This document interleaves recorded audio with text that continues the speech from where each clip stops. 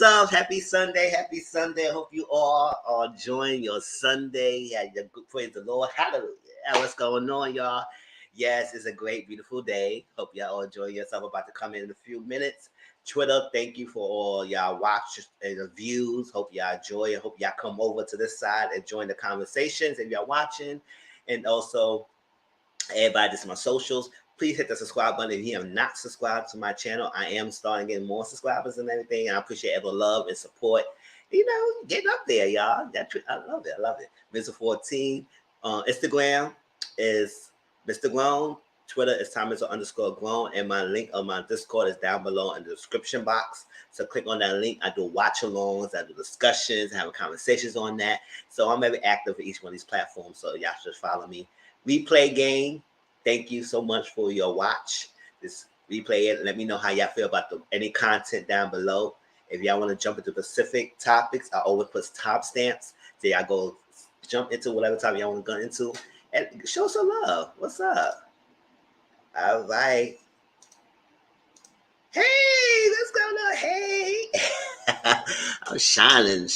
Shine bright like a diamond.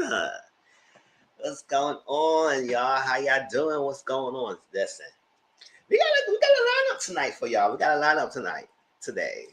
So, hey, CM, how you doing, boo? So we got, if y'all saw the thumbnail, we gonna talk about Sweet Life LA. We're gonna talk about Family and Fiance, and we're gonna talk about Belle Collective, and 2 6 Brown Chicks questions in between the episodes. So. Yes, greatly appreciated. Thank you, Renee Boo. Greatly appreciated. Greatly appreciated. And everything. And I am appreciate the love and support. Y'all don't know. I always gonna keep saying that, no matter.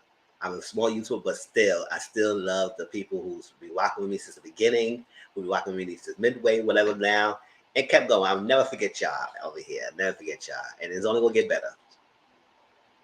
Trying to do new intros, trying to do map banner and stuff like that. Just build up my stuff.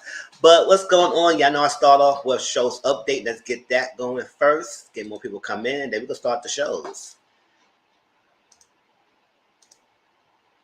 Oops. Where's that?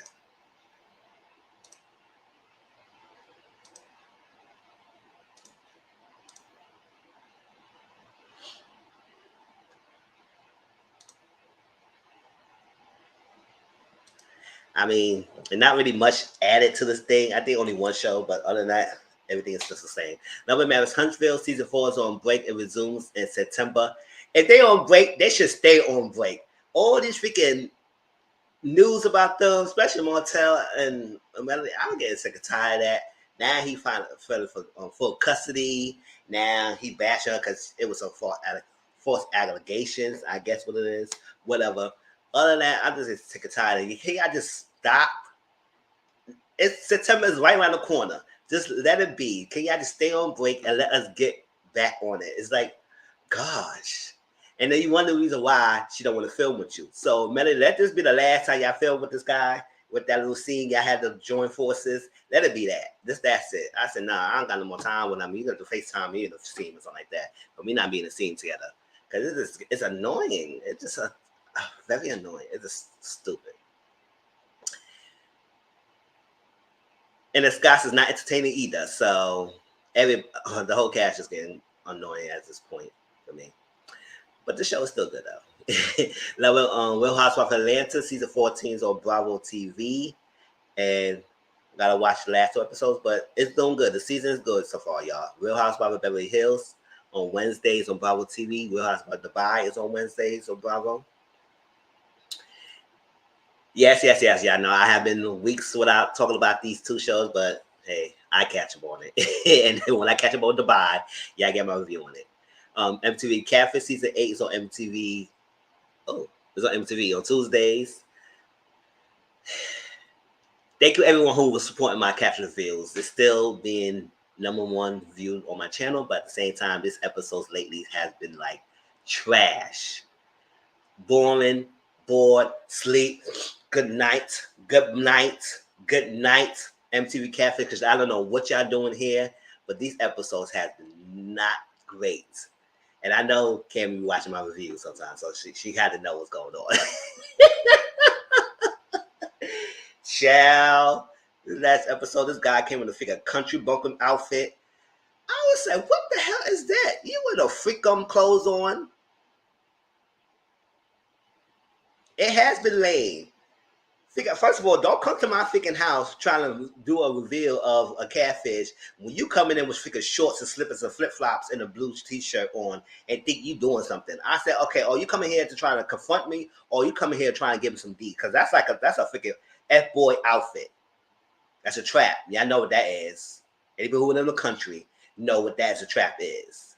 That's a trap outfit. That's an in-house laziness when they try to give you some freaking D. That's an outfit they wear when they come to your house. So don't try to come here and try and confront me with that little dumb outfit. I don't care what that catfish was saying, what she was doing. I tune her out. But him outfit was loud as hell. And I said, don't come here looking like that. Chill. At least you got the TV at the end. Chill. They had boring boo. It is. I was like, what is going on? Like, did y'all decide to say, you know what, we can't do no outrageous catfish anymore. We just gonna do some sentimental, kind of like mellow kind of reveals. I said, no, push that. We don't care about that. We want the crazy, you should have said I'm a fat ass Candy Price kind of episodes. Like, come on now. Ripped up the toupee kind of episodes. Like, do all that other thing. Like, we need some outrageous stories. None of this dumb, lackluster stuff they've been giving us. Oh my gosh. I said review it because y'all still give me the coins. But at the same time, the reviews not going to be longer than I need to be because it's going to be staying there. Yeah, give a Big Bertha back. Like, come on, give a Big Bertha. I would love to see her back. Child, give us a Big Bertha or somebody. Because, damn, y'all give us nothing. Child. And it's a elongated season 8. Come on now. Fresh that over. But that's it. Married to Medicine season 9 is on Sundays on Bravo TV. Belle Collective season 2 is on Fridays, and we're going to talk about Belle Collective tonight in the review. VH1 caught in the Act season 1 on Mondays, and that's like that's basically the VH1 version of Cheetahs, and I still haven't watched it yet, but one day I will. Ready to Love Miami season 6 on Fridays on OWN. Listen. I don't know. I remember we were saying Devin was good looking, you know, like that, but Devin is lame as hell. Calvin went home. I don't know what's up with a lot of these guys. I said another freaking season with all the freaking good quality female with lame ass dudes. That's why I'm not reviewing this season, but I am doing watch alongs of it. So yeah, catch me when we watch Ready to Love. But and then we got a Charisse Lozada.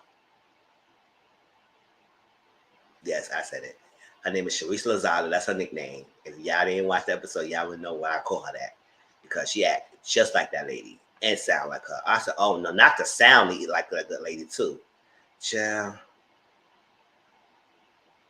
I wanted the clips of the bootleg penis. And I'm like, baby. Child. Based on what people say, it's a hot mess. But I just gotta get into it. I'm recording them, but I just ain't watch it yet. Maybe probably this tomorrow I'll start watch some of the episodes and see what it is. All right, let's get on. Love and Hip Hop Miami, love and Hip Hop fans. Y'all shows will come back tomorrow. And no, I'm not gonna review them, but I am gonna do watch-alongs of it. We'll see. Maybe I do every other episode like I do some of these shows. Every few episodes I give an update. But weekly reviews, that's not gonna happen. So Love and Hip Hop Miami and Atlanta premieres tomorrow on VH1. Just watch the clips. Speaking of entertainment, she raised the food. Ciao. All right, y'all. If my internet bar is going back low, as I turn on my camera, it's because of the bar. And I'll put it back on when it get crazy. Better. Family Fiance season 3 is on OWN on Saturdays. We watched last night's episode and it was good. So we're going to talk about Family Fiance today. Y'all know I reviewed that show and everything. So I'm glad that it's come back. P Valley season 2 tonight at 10 o'clock p.m. Eastern on my channel, I will review the latest episode of P-Valley, so stay tuned with me. I appreciate that because it seems like these last 2 weeks, a lot of y'all have been coming through and watching review with me. So the reviews have been great. So I do like that y'all coming through and watching with me and discuss it. Black Hamptons BET Plus premieres August 25th. It's supposed to be based on Carl Weber's book. And I used to read that book, but it was a long time ago. So, but it's a TV adaptation of it. So I'm happy to see it. And there's a lot of black actors that we all know. Like Black China is on there, Brian Knight, not Brian Knight, that's the thing. Brian White is on it. A couple other people is on it. Lamar, what's his name? Lamar Walker is on it. Yes. Yeah. And College Shield Celebrity Editions, I gotta get back on it because I think it's on episode 9. Because y'all know I'll do every 3 episodes. So after the 3rd episode, episode 9, we're gonna come back and review though. College Shield, because it has been good. I think it's getting close to graduation, so it's not a long season. I think it's only like 10 episodes. I think we'll see. F. Brian McKnight, not Brian McKnight. Brian White. So there's you saw the fight too. So you saw this and you saw that too. One more, yes. The Real Side Chick of Charlotte, season 2 premieres to be determined. It's on For Us By Us Network. And it's an app, but I'm not sure I'm going to freaking pay for that. So I'm sorry. I would love to have done the freaking reviews of it, but I think I might have to wait till it comes on Amazon Prime the season 2 if they ever switch that over. Or everyone who has that network who would love to share the thing, we could do that together because I'm not paying for that app. I don't know the app like that. I wish they'd put it on put it on Amazon or something. Shoot, I would have paid for that. Shit, so stupid. But and I'm excited too. But all right. All the Queen's Men season 2 is on BET Plus on Thursday. It's been really good, y'all. It's been really good. I don't review the show, but it's been really good. And people who do watch alongs with me, it's popping. Rap-ish is on Thursday on HBO Max. It's called FUBU, For Us By Us Network. If you call Google, type in For Us By Us Network, that's the app. And that's what Real Side Chick of Charlotte. The season 2 is not on it yet. They got the season 1 on it. But season 2 should be coming up soon. But it's going to be on that network. Yeah, just type in just like that, For Us By Us Network. And type it like that, you see the app. If you just type in FUBU, that's the clothing. And damn, that took a memory. FUBU, like, chill.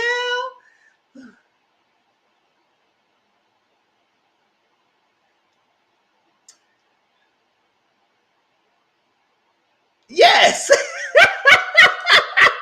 That's how it's like. I was like, no, I don't think an app. Like, it's like, it got some stuff on it too, but I would say, I'm not paying for that.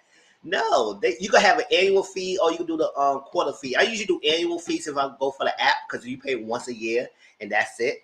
And it saves you money instead of paying every month. But I'm not paying for this new app. Just for that show, no. Original creator.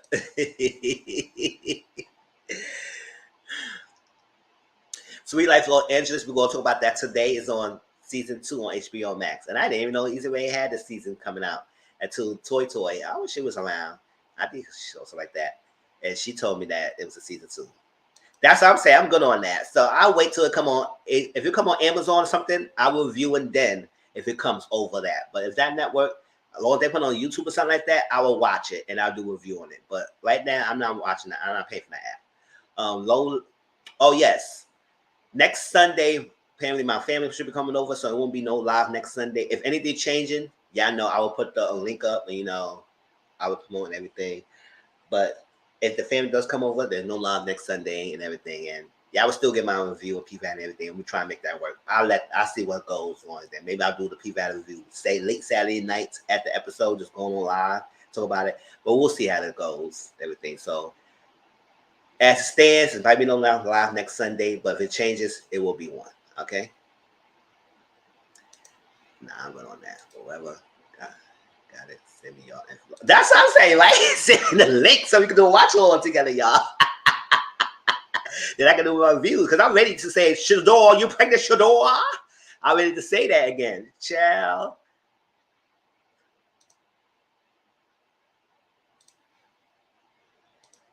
Is Shador's in this season? I didn't see her face. Maybe I don't recognize her face like that much.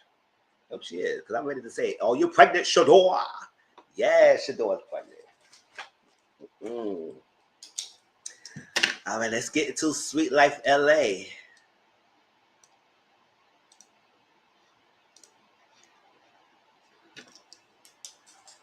We're gonna talk about Sweet Life LA. Then we're gonna do after that will be a question of one of the questions, 6 brown chicks. Then after that is Belle Collective.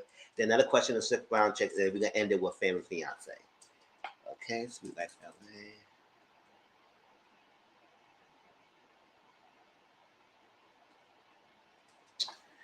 All right. So how many of y'all remember the show? Let me see. Let me get this banner off. That show was the best ratchet TV. It was. It was. I had a good time when it was on YouTube. I wish they could have done YouTube, but I would say they're making their money. They're going big. But I still don't understand why it couldn't be on the network. All this side chick we seen on TV, and y'all still could put down a network. Maybe they probably don't censor it too much. So I guess the network they want to pick them up. But I said y'all could have at least put that on BTV or something like that. Check how ratchet that's over there. Check, y'all could have put that on a network.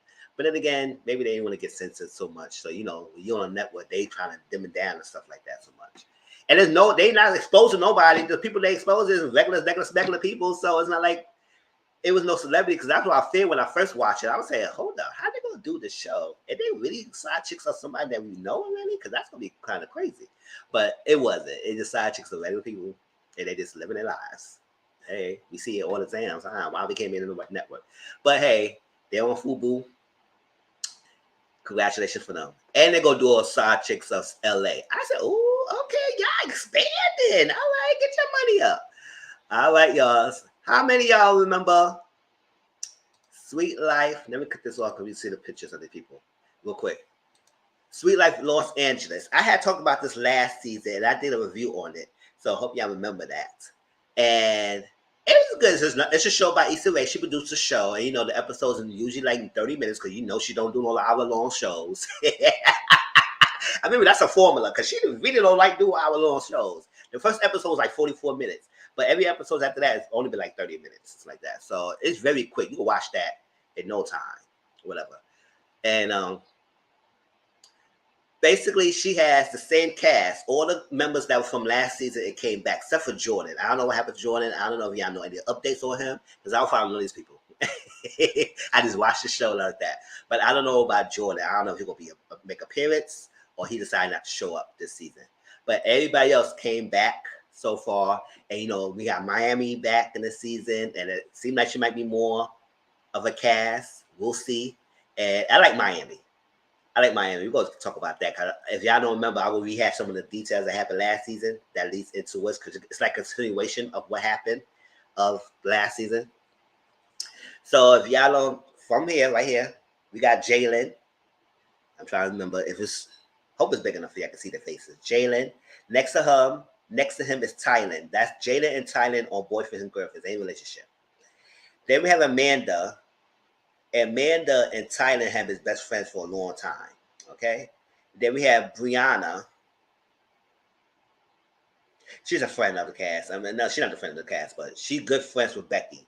Her and Rebecca, are best friends. And y'all know both of them was usually messing with around the same men. So, Jordan and PJ, how that happened.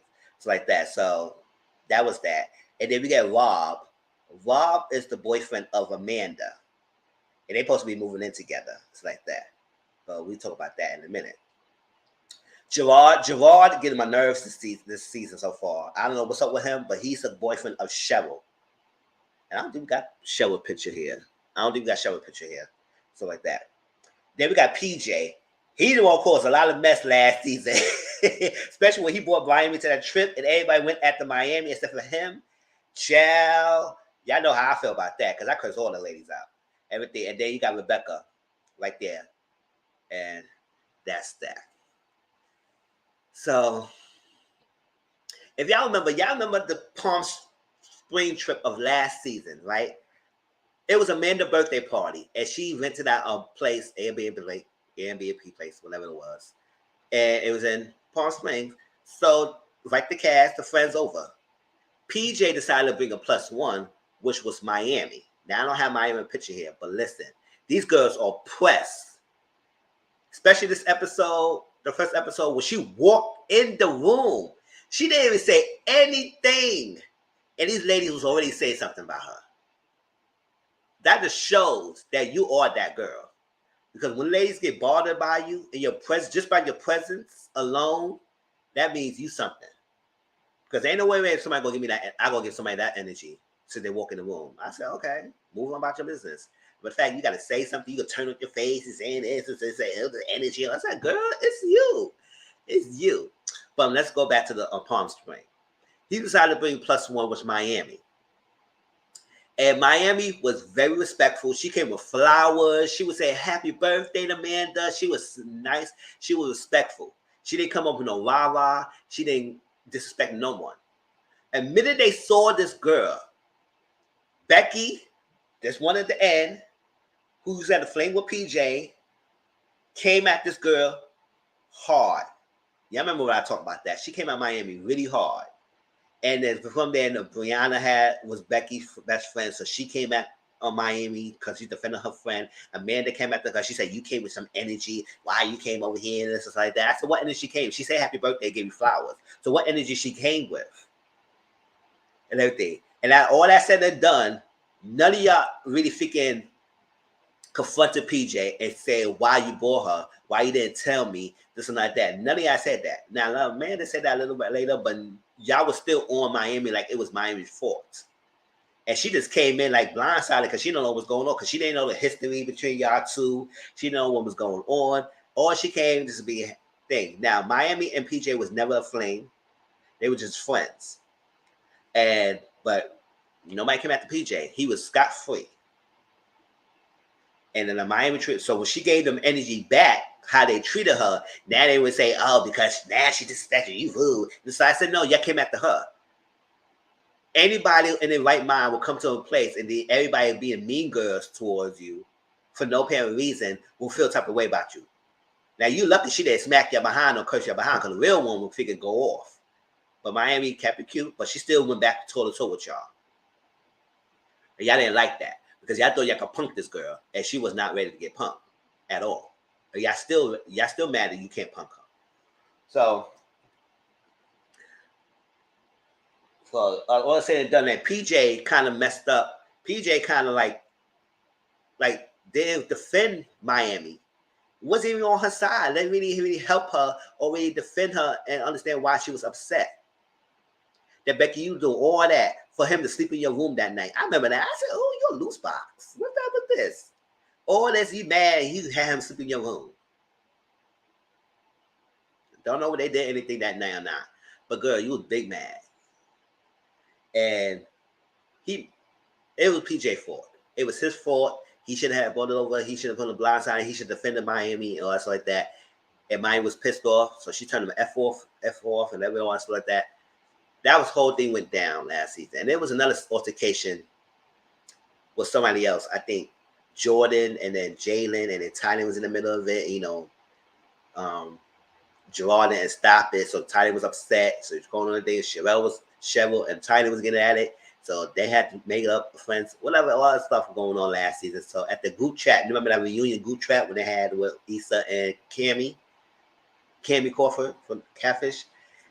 They were trying to rehash things. And a lot of ladies was not letting PJ speak up and they say nothing. They were bashing. So you got to apologize. As this say, he apologized, whatever, all that stuff. All that stuff stems over from that. So now we're in a new season. PJ did a radio show, and apparently somebody asked him a question. They asked him a question, and he spoke his honest truth. Because he spoke his truth of how he felt, that's how he felt. The ladies was upset. So now they got to come at PJ. They got to talk to PJ. Because how dare he talk about us in the thing, why he say that? We got to confront PJ. I said, oh, child. You got to confront PJ? All right.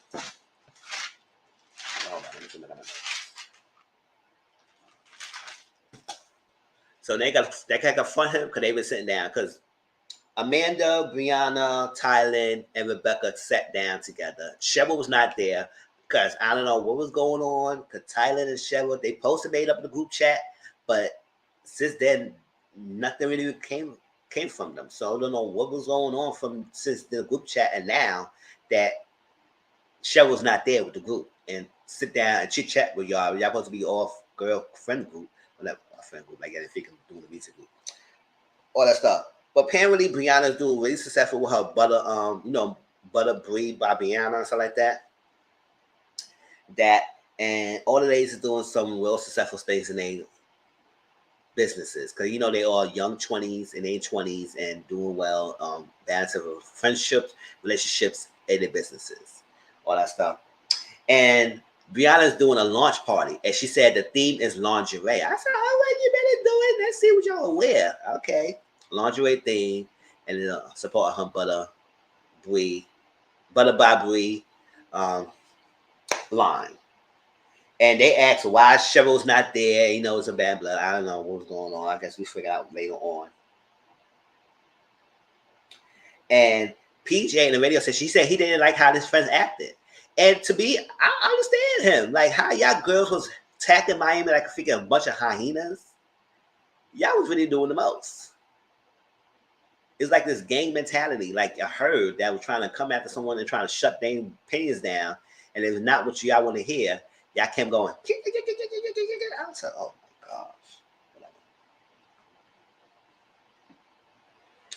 So Cheryl and Gerard talk. And I don't know, Gerard is weird this season. Because Gerard talked to Cheryl. And Kaylon, y'all remember Kaylon from last season? Him and this girl named Candace was dating or messing around, whatever they are. They had a relationship together. And they was kind of like the wild card in freaking Tylen's birthday party when she took everyone to, what was it, Mexico or something? It was a trip that she threw everybody over there. And it was having a good time.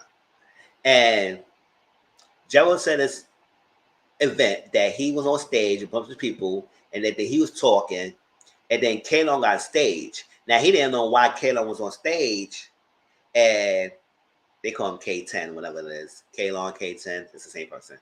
Kaylon on stage, and it seemed like he said he grabbed the mic, but when the video that we saw, we didn't see no mic getting grabbed. All of us saying that he got on stage. So Gerard said he had some security and get him off the stage or whatever that. But apparently they kicked him out the club. So apparently, because that's your security, you told security to get him. So apparently they took it to get him out the club. Now Kaylon's upset because now he was like, I want to know what's up and why you kicked me out the club. Because at the end of the day, it wasn't even no bad blood between us. I mean, apparently Kaylon used to date Cheryl back in high school. I don't know if freaking Gerard feel type of way about that or not. But at the end of the day, it's something deep between those two that they really why they can't really stand each other. So he kicked him out the club. But you said you got security.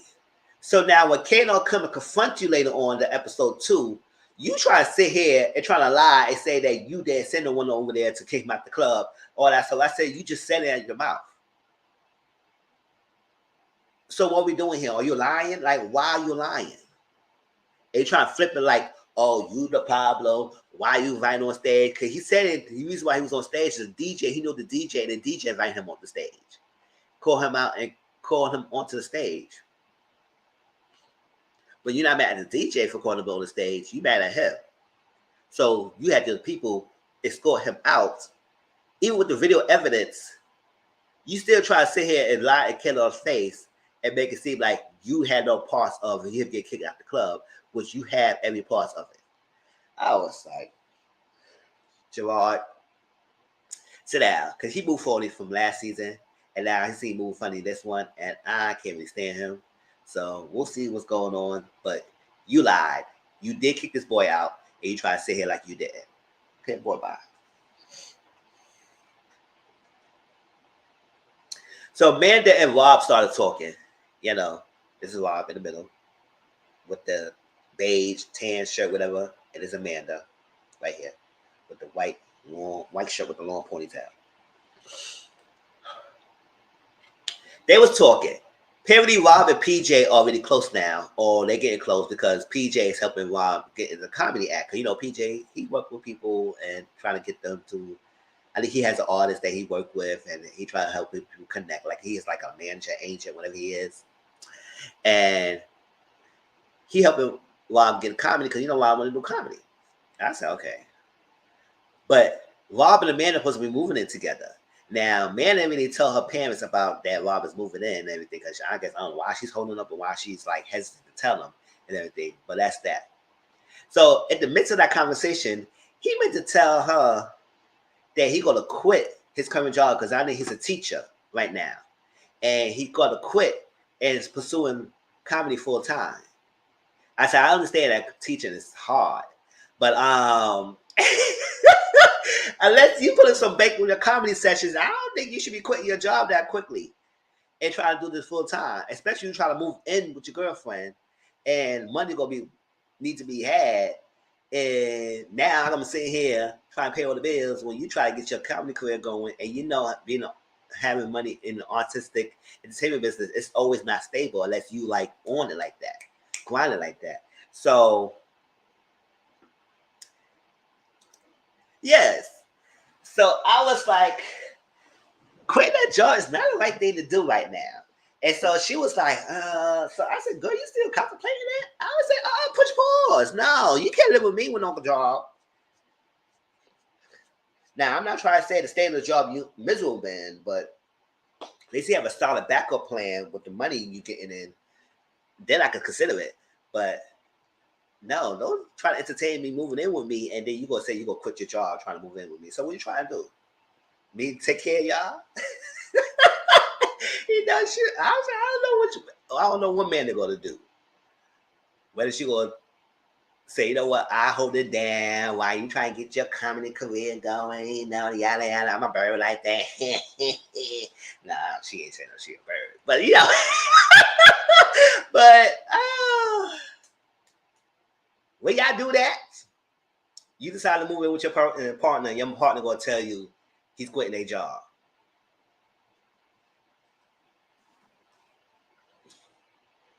I said, unless you got some money saved up, I don't know what you're gonna do. Because you ain't moving in here with me. Say you quit your damn job. Child, ain't time enough to be no one person household income up here.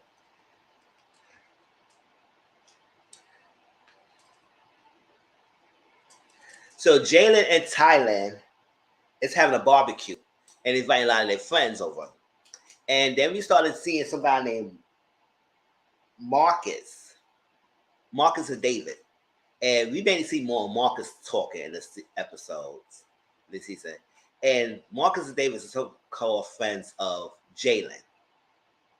And we already see Marcus as the freaking dude who gonna be flirting with every damn female in the place. Because he was doing that a lot with the lame ass lines. Now I'm not saying everybody's gotta have a game. Because not everyone is equipped to have a game. Just be yourself. But the fact that he's already trying to split line to this person, split line to this person, and all this with the ladies, and then yada yada yada. I said, "Oh, Marcus, you doing the most. He doing the most." And I can tell that somebody who's freaking overcompensating for some lack of game that he has. I was like, the stuff you say to these people, it's like, okay, whatever. But you know, somebody will try that corniness, sexy, whatever. So we'll see what's going on.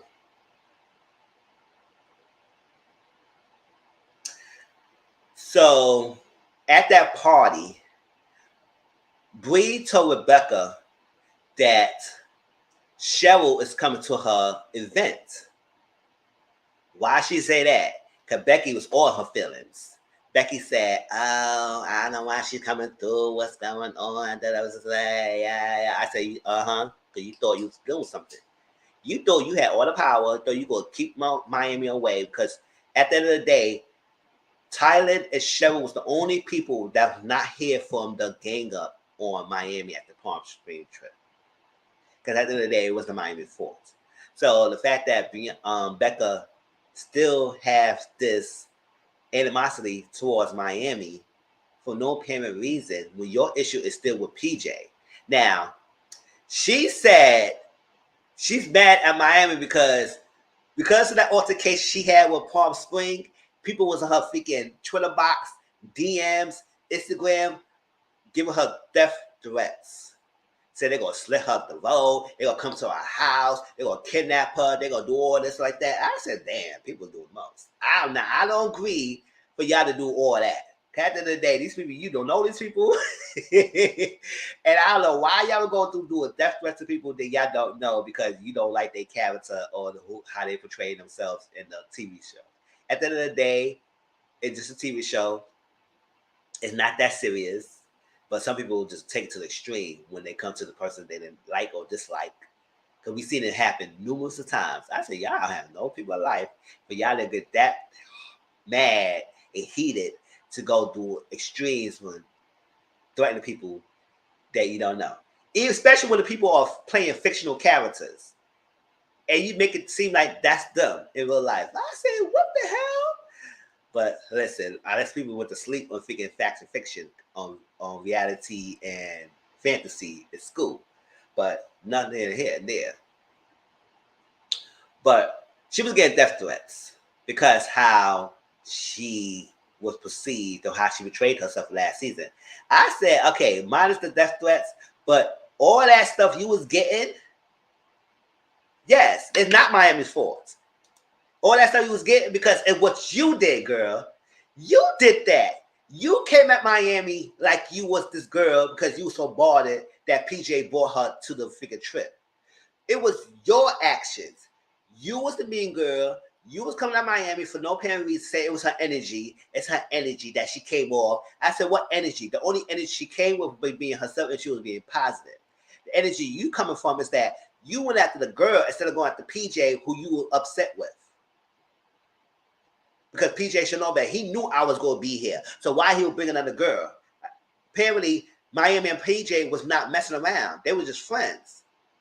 It is a matter of fact that it was another girl by his side that you were so bothered. I said, according to you, you and PJ wasn't even all that in a relationship like that. So for you to be all in your feelings for somebody that you feel like you was not like that with, explain to me, you still feeling PJ. And then you came at this girl. So when you get all these threats, it's because your actions. Now, they shouldn't do that. But you did that. So you got nobody to blame but your behind self. And then how you act in the freaking group chat and all that stuff like that. And then want to apologize to Miami, coming up to Miami and everything. And some other girls like Amanda and I think Brianna was apologizing to Miami because at the end of the day, it wasn't Miami's fault. Y'all came at that girl for no reason. And it was not her fault.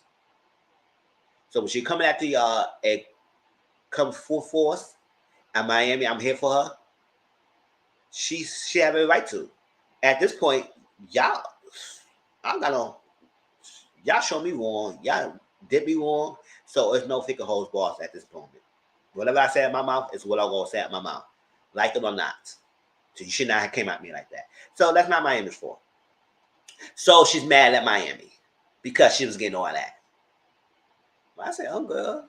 Go after PJ then. Shoot. He know what you was mad at, and that's why you was doing all that stuff last season. But okay. So she was saying, oh, okay, if she come to your event and everything. So Brianna said, oh, you come to my event? She said, I'm not gonna miss your event. But you try to make it seem like if Miami was going, you was not gonna go. I always say if I was Brianna, I would even figure beg you. I would say, okay, so what you gonna do? Miami's still coming. Yes, she's my best friend, but she's still coming. At the end of the day, I had no issue with her. The only way I was going after her because I was having your back. And that would make her look stupid because at the end of the day, yes, you can have your friend's back, but don't be blinded by it either. Not be blind loyalty of someone. Okay.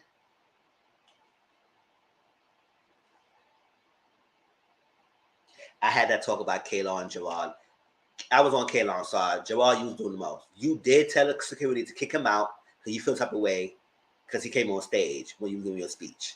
So whatever your issue you have with Kaylon, that's something you gotta tell us what's your issue with, because I don't understand this. It's like ridiculous. You weird. So Brianna launch party. Like I said, it was a lingerie party. Miami came, nice lingerie, her ass was pumping, breast out, and everything, looking good. These ladies saw her, and there was a million immediately pressed. I said, Miami, you that girl. You is that girl, because ain't no way somebody be that pressed over somebody just walking in. She didn't even say a word. She said, it's this lady woman up in here, this man up in here, we gotta spray something over here. She gave us energy. She gave us energy. That same word Becky said last season, the energy. I said, girl, you need to retire that word. The only person giving energy is you. And she even thought she would say hi. I think she would go around saying hi to people, and I think she said, "Hey, Becky, whatever." So whatever. She just kept walking away, but you mad because she didn't give me a hug or whatever else like that. Like, how y'all so bothered? Like, they was mad, and I understand that. So Brianna, she came to her launch party event. And she came out and showed up with her figure lingerie dress. I said, okay, go Brianna, you better show the little cheeks and everything. She was looking nice. She looked very nice. And Marcus Horndog, the one I would say he was go figure flirting around everyone. Because before Brianna came out, he was talking to Cheryl. You know, Cheryl and Gerard. That's Gerard right there. He was talking to Cheryl, Gerard's girlfriend. And he said, well, I have a nickname for you. She said, okay, what's up? Okay. He said, your name is Mahogany because of your skin and everything. So your name is not Chevy, your name is Mahogany. I said, oh boy. Not no fucking mahogany. I said, bitch. Oh my God. And so Joel said, not today, player. Not today, player. All right. I said, okay, I'm here for that. But Marcus, sit down. Sit down. Sit down. That was not it. That was not it. Yeah. It's cute to have nicknames and all, but that was lame as hell. But it is what it is. So Brianna started talking to Marcus and he was trying to flirt this game and everything. She said, listen, I ain't trying to be in no relationship or anything, but I said, I can hang out with you. Because she said at the end of the day, he was giving me entertainment. He was entertaining me. He was giving me interest and everything. And I said, okay, let me see what it is. I go out and hang out with you and see what's up. Yada, yada, yada. And then she also low-key thought that he was cute. So she went out. Hang out with him. So they were at the table, the lot of ladies, and when Miami came over there, and immediately Rebecca started going after Miami. To the point of Miami say, you know what, girl, I don't got time for you. And they were going back and forth, back and forth. I said, Rebecca, let it go, girl. You is mad at PJ. Just let it go. Why are you still at Miami? So they was going back and forth, and it was looking stupid. And I was Brianna. I was looking at my best friend Becky like this.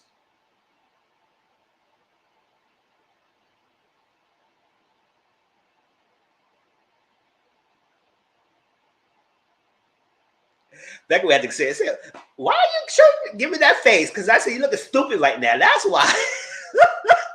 Looking bad, stupid, arguing with this girl. I would get her illest mini face. Gosh, let it go. So she walked away, and Miami said something.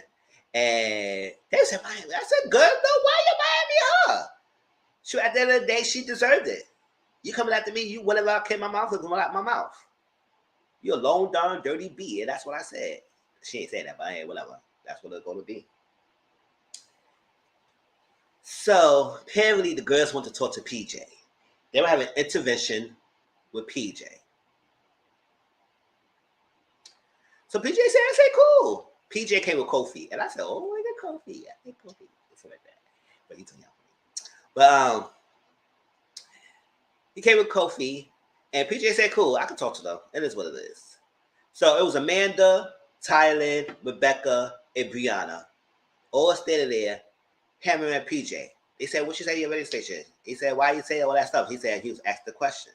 And he was asked the question, so what do you want him to say? He spoke his feelings. That's how he felt. You can't tell someone how they feel. He felt that way. That's how he felt. So he asked the question. He answered it. You didn't like it? That's on y'all.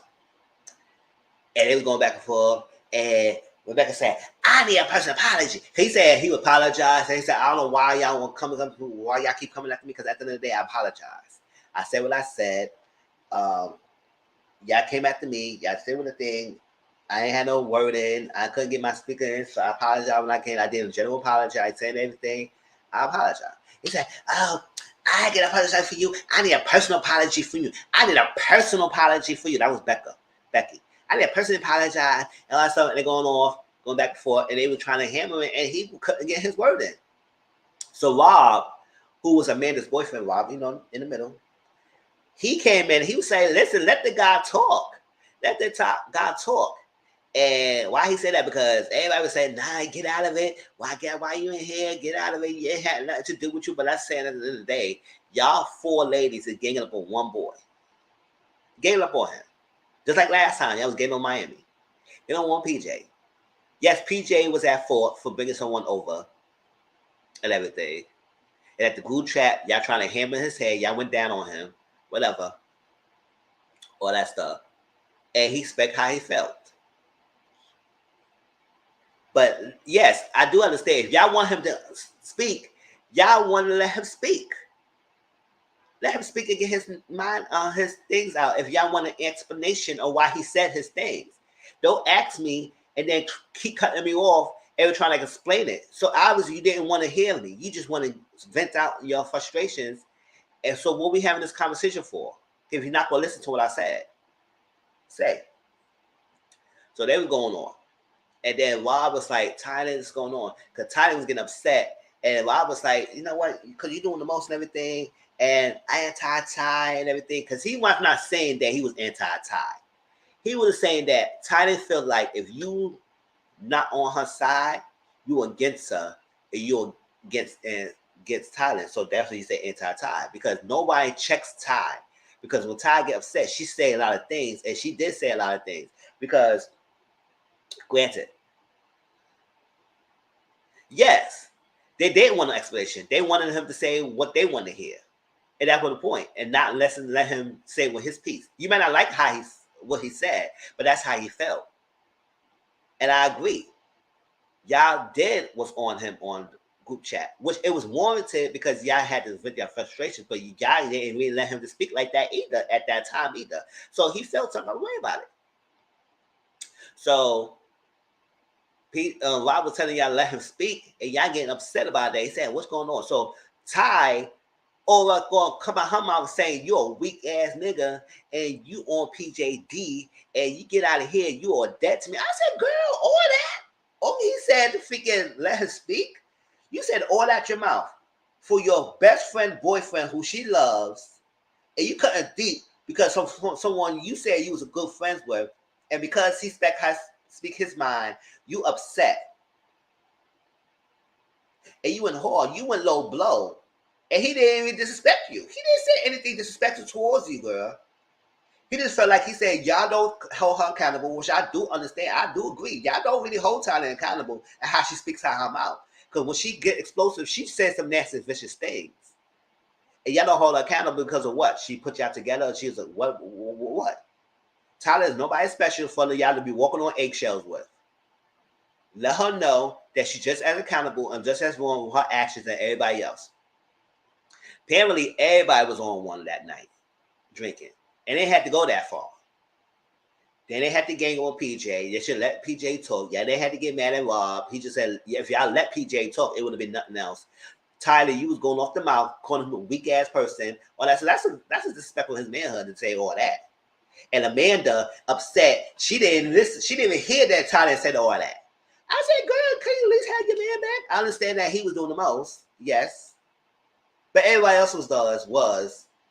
And I said, if you would have just listened, you might would have heard that Tyler said that, and then you would have checked it. Because everybody else was like, hold up, Tyler, you were doing the most. Why are you saying all that? And they told Amanda afterwards, when they went to Becky's house, said, she called your man a weak ass. She said, he said that? She said that? I didn't know that. I didn't know that because what the hell you was listening to? You was that upset. You walked, you didn't know that. Because she said that all that, that's when he got upset. He really got upset when she said that. Not because she said, yeah.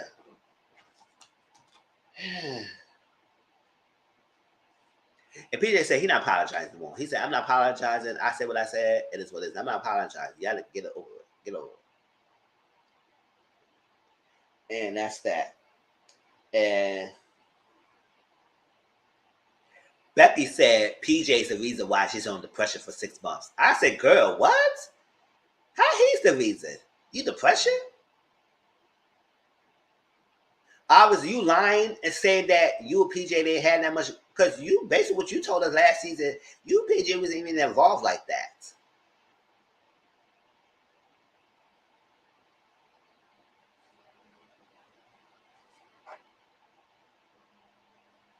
Y'all was involved like that. So I understand that.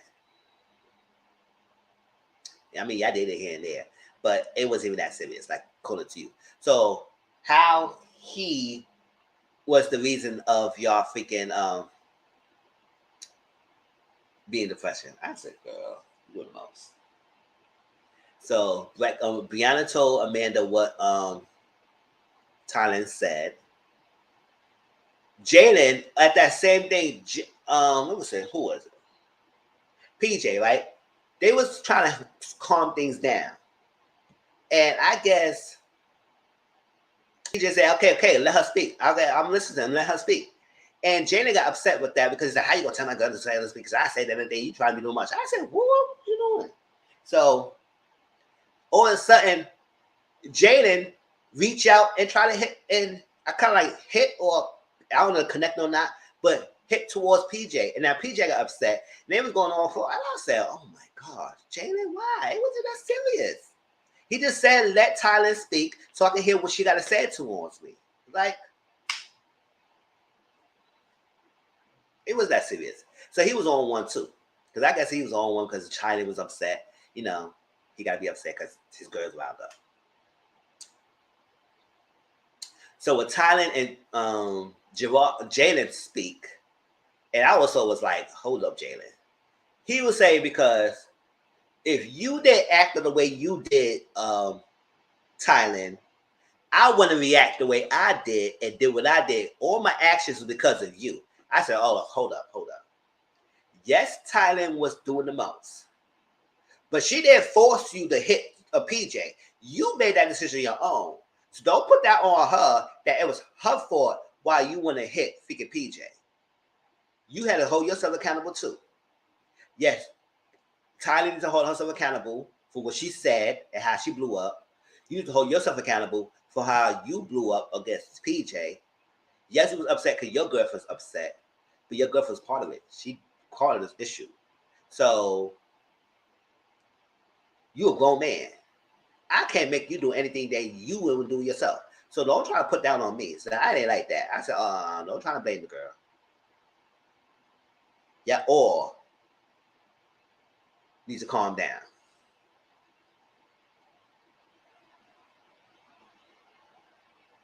Miami is shaking my head. They all mad over nothing. That's what I'm saying. Over nothing.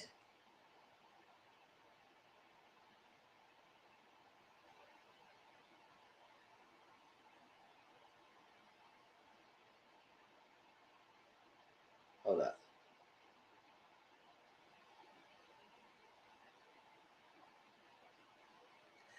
Yeah, over nothing.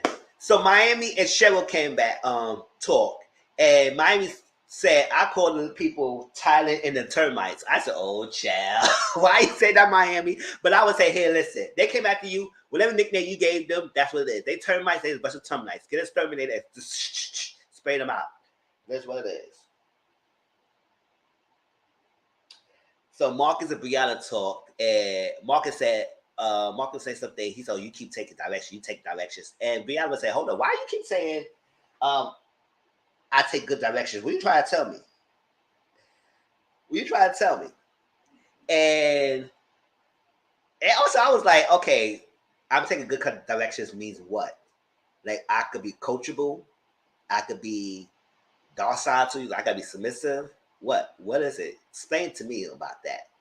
And so then he said something about how he knew Jada and everything. I guess it's back in the past. I think Thailand and him hook up, or somebody trying to hook him and Thailand up.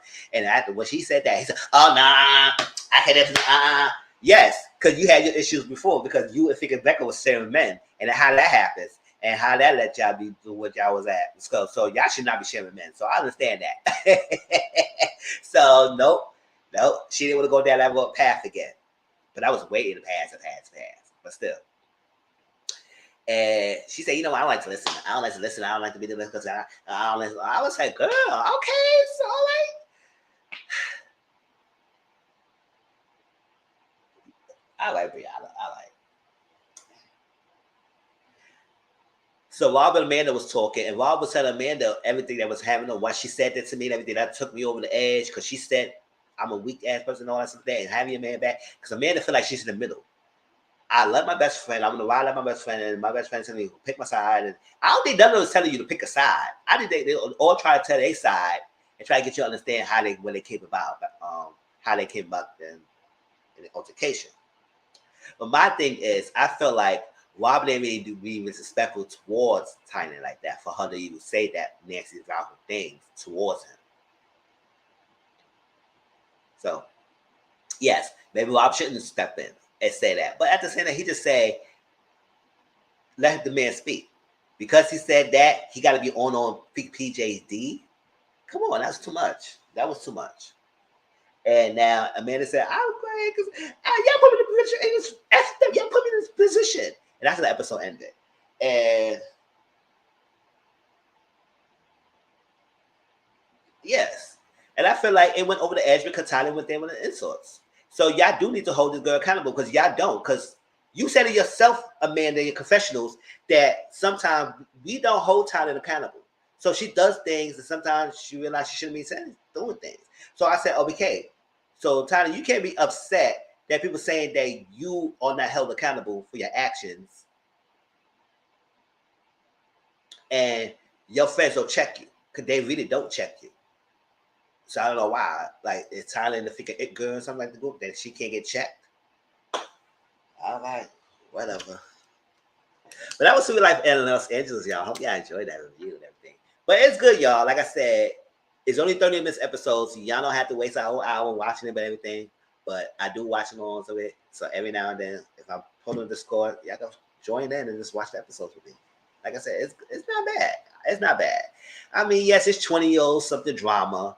But it's not even over the top that I would say, oh my gosh, I can't deal with this. I get to talk about it, even though I'm in my 30s and now push past no pettiness. But hey, let's look at these little youngies. Let's see what they're going. But it's not that bad, y'all. I enjoy it. All right, that's it. Let's move on to one of the questions of 6 pound chicks. Then we move to Belle Collective.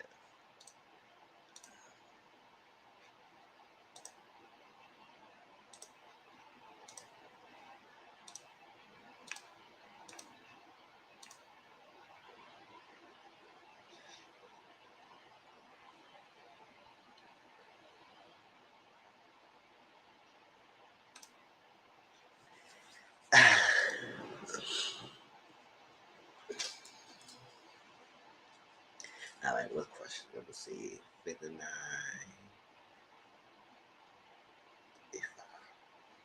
Yeah, I know I do these questions every now and then. Let's get out of those bisection. So now hope y'all all wake up. And let's get into this. All right. All right. My child's father went to prison because he faked his death in an insurance scam. I said, oh, child.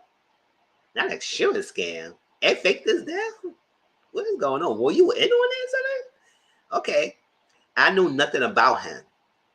But you had a baby by him. Okay. How that happened? His fake name is from a headstone, and I named our son after him.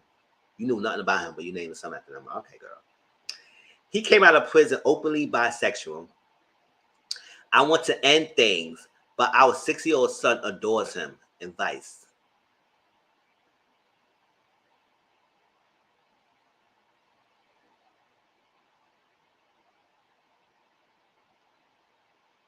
I mean, it's nothing you could get. Nothing you could do to get in between the father and his child. If the father is gonna be active in his child's life, let it be. There's nothing you can do about that. Now, but my thing is, you want to end things because of what? You want to end things because he did a insurance scam. You want to end things because he went to jail. You want to end things because you didn't know about him and he was lying about his whole life, whatever his identity was, or you want to end things because he came out openly bisexual. What is the reason why you want to end things with him? Give us that clarity, and then we can give you up. Because at the end of the day, You say you knew nothing about him. So he probably could be already bisexual all this time you was messing with him. That's one. Two, you didn't know enough about him, but you got end up getting pregnant by him and have a son. And now you say your son's 6 years old. So for 6 something plus years, you have this boy and you mess with this guy and you knew nothing about his life or whatever or stuff like that.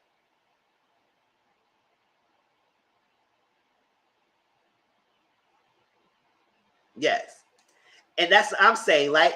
And then you know nothing about him, but you had your son around this guy who loved his father. And yes, maybe he had a whole lot in your life. But he still loved his son. But you had your son around this guy with a whole lot you didn't know. And in fact, you doing sugar scams or all that stuff. Lady. And he faked his death for a sugar scam. So you didn't know what he was doing behind the scenes? Because after the day, I ain't gonna put it on you that maybe you was in on this. But because sometimes you don't know. Some people do things a lot and for years behind your back and you would not know. Because you so focused on anything else. But I feel like you got pregnant by this guy so quickly and you didn't know nothing about this guy. And then he faked his name. He had a different identity. You didn't know about him. Sure scam, openly bisexual, and you got his son, and your son is attached to him. I mean, when it comes to the son and him, you ain't not much you can do about that.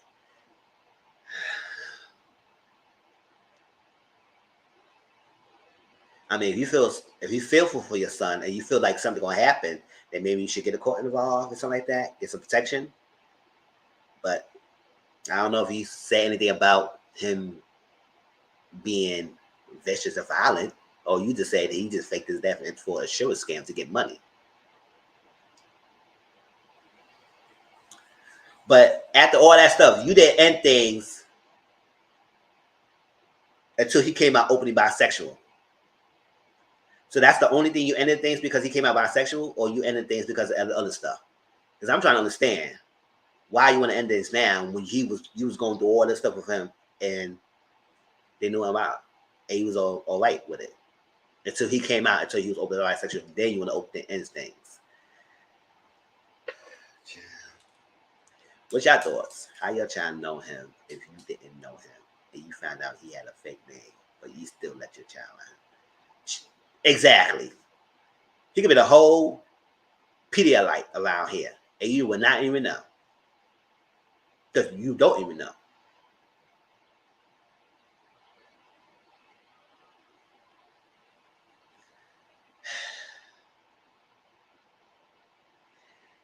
Y'all let me know your thoughts. And people in the replay game, if y'all see this section, let me know how y'all feel about this. Because I'm just trying to understand why you really want to end things with him. Because you was all sticking around him all this time, had a baby by him in 6 years, and now you want to end things because he came out of bisexual. Okay, girl, that was the last straw.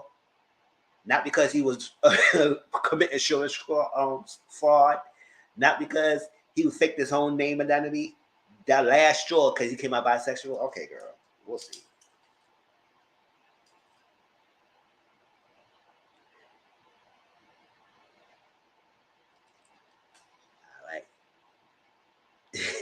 We're gonna start screaming. Belle Collective, y'all. Let's get the Belle Collective.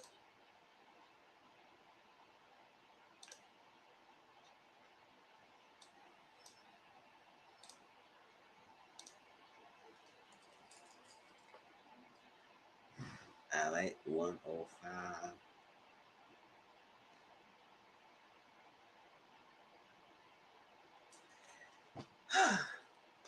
If y'all any more comments about that question, y'all put it down in the section. But let's get into Belle Collective. So this episode, we got introduced to the new girl. Because y'all know we ended last season with Glenn and Tisha was talking. And she confronted him about, if this is your baby, if this is your baby, if this is your baby, if this is your baby, tell me if this is your baby, if this is your baby. And he said, no, Tisha, if you know that was my baby, you think I'll be on child support? I'll probably be on child support.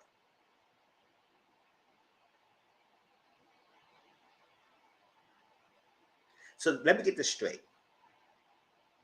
You saying that cannot be your baby because you're not on child support. Maybe she didn't believe in child support. Maybe you all take care of the baby. Like, you being on child support is not the proof that you are this baby father or not. That could be. But at the same time, you may not have to be on child support by the child's mother to know that you could be a father of the baby. So I'm glad that Tisha Day, like, she said, how do you know? Did you find out? She said, what's the last time you talked to her? She said, I talked to her on get a DNA test, and I mean, coming around getting DNA test. I said, did you get the DNA test? Do you got the results? Because usually, if you want the proof and you want to show the proof, you could get the paper form. Or is your app. A lot of freaking doctors use the apps now, so you can check your lab results. It's on apps. So, do you have the results? I mean, can we see it? Like, because you're not on child support, it can be no possible way you're on the baby father. Like, no. She don't have to put on child support. You can still be the baby father. It's like, I don't understand that. We didn't get the DNA test because I don't trust him.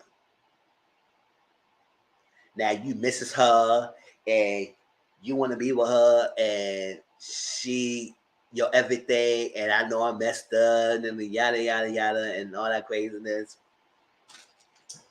And he needs her back home. He misses her and everything. I said, you should have thrown all that before you slept around on her. And yes, Glenn and Tisha been together for years. And you know, sometimes they overtake advantage of that. Because they get complacent. They do other things. And then the fact that you've been out for a long time doing shit work, and you cannot possibly convince me that he was gonna be faithful. It could be. I mean, but at the same time, when you out of the house for that many time of the year, because I think she was saying that he usually be gone for like 6 months, and he comes every now and then sometimes he comes like half in a month or whatever. He be gone for a while, and then when he comes, he only comes for like half in a month, whatever, or a week or two, and then he go back. So it was like, what's up with that? That's not a stable ass thing. So he could be out there like that, no holds barred, no connection, or so like that, not close to home, and you think he gonna be faithful? He wasn't. Now we really see he wasn't. Because at that time, I forgot to mention that she said after the freaking reunion, he freaking texted that chick. No, after he proposed, he texted that chick that same night. And he had the audacity to sleep with me unprotected. They can possibly have a baby, and then you saying it's not yours because you're not on child support. He said, I grew up when I was father, and I'm not gonna do that for my son. I said, she ain't stopping you to see your son. You just picked up your son the other day. So what we doing here? Just because you're not in the same household with her, and y'all still like legally married, y'all just separated right now, doesn't mean that you can't be in your son's life. She ain't stopping you to see her son. So be there. But you know about all this. And it just sucks that the guys only think about the consequence of what they do afterwards when a freaking woman is tired of dealing with it. Once they tired of dealing with it, that's when they will act like, oh my gosh, I don't think you leave me. I'm so sorry. I know this. Bull crap. So that's that. But I still can't go with that. What she said, if I want to know if that's his baby because I want to take his baby. I said, you don't need to take his baby to be close to him. Like, girl, what is this freaking sick, twisted mind? That's why I can tell that she's not really over him yet, like that. Because if she really was really over him, she wouldn't say no stuff like that. Take his baby. And that's what she's so pressed about to know if that's his baby or not. See, it seems to me that she will get back with him. She gonna move back to the house. If you gonna say you gonna take somebody's baby, you might as well stay in the house. Yeah. So Latrice was at her shop. She got dressed because she supposed to go on dinner date with Cliff. Yeah, I know I'm gonna call her Zaddy because that's what she calls him. And so in his reviews, his name's not gonna be no Zaddy. His name could be Cliff. All right. So Cliff is coming over later to take her out.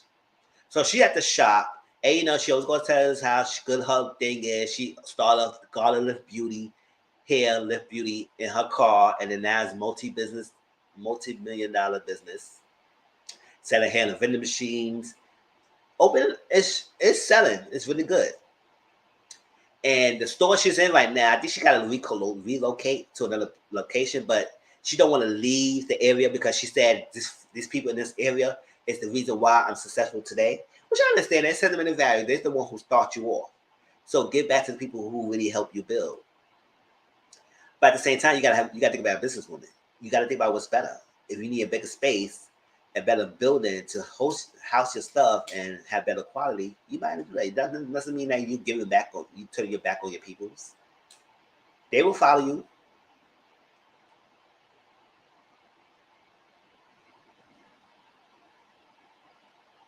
Take all, child.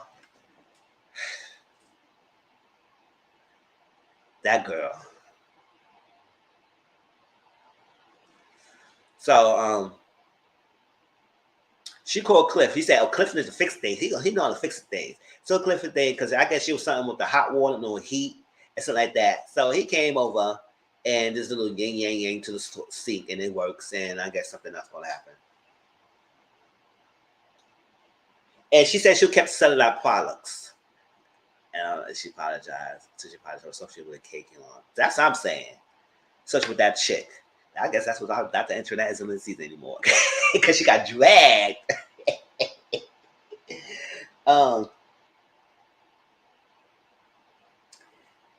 So she told Cliff that Letitia invited her to a brunch, and you know how I figured Letitia brunch goes.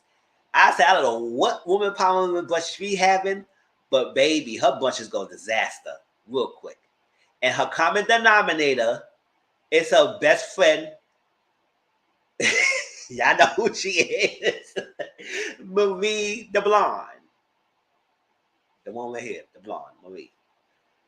Every brunch, it pop off because of Marie.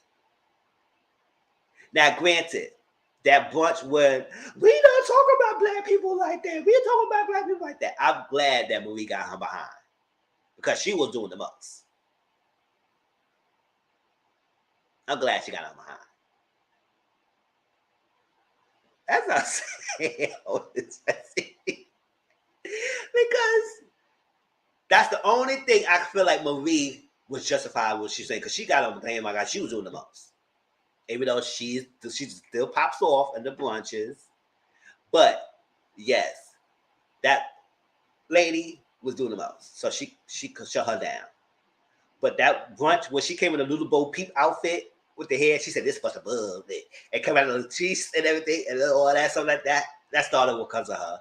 And now this brunch, this episode, Marie was on one. And we're going to get to that in a minute. I was like, damn, Marie, girl, you could have stayed home if you going to have all this figure energy.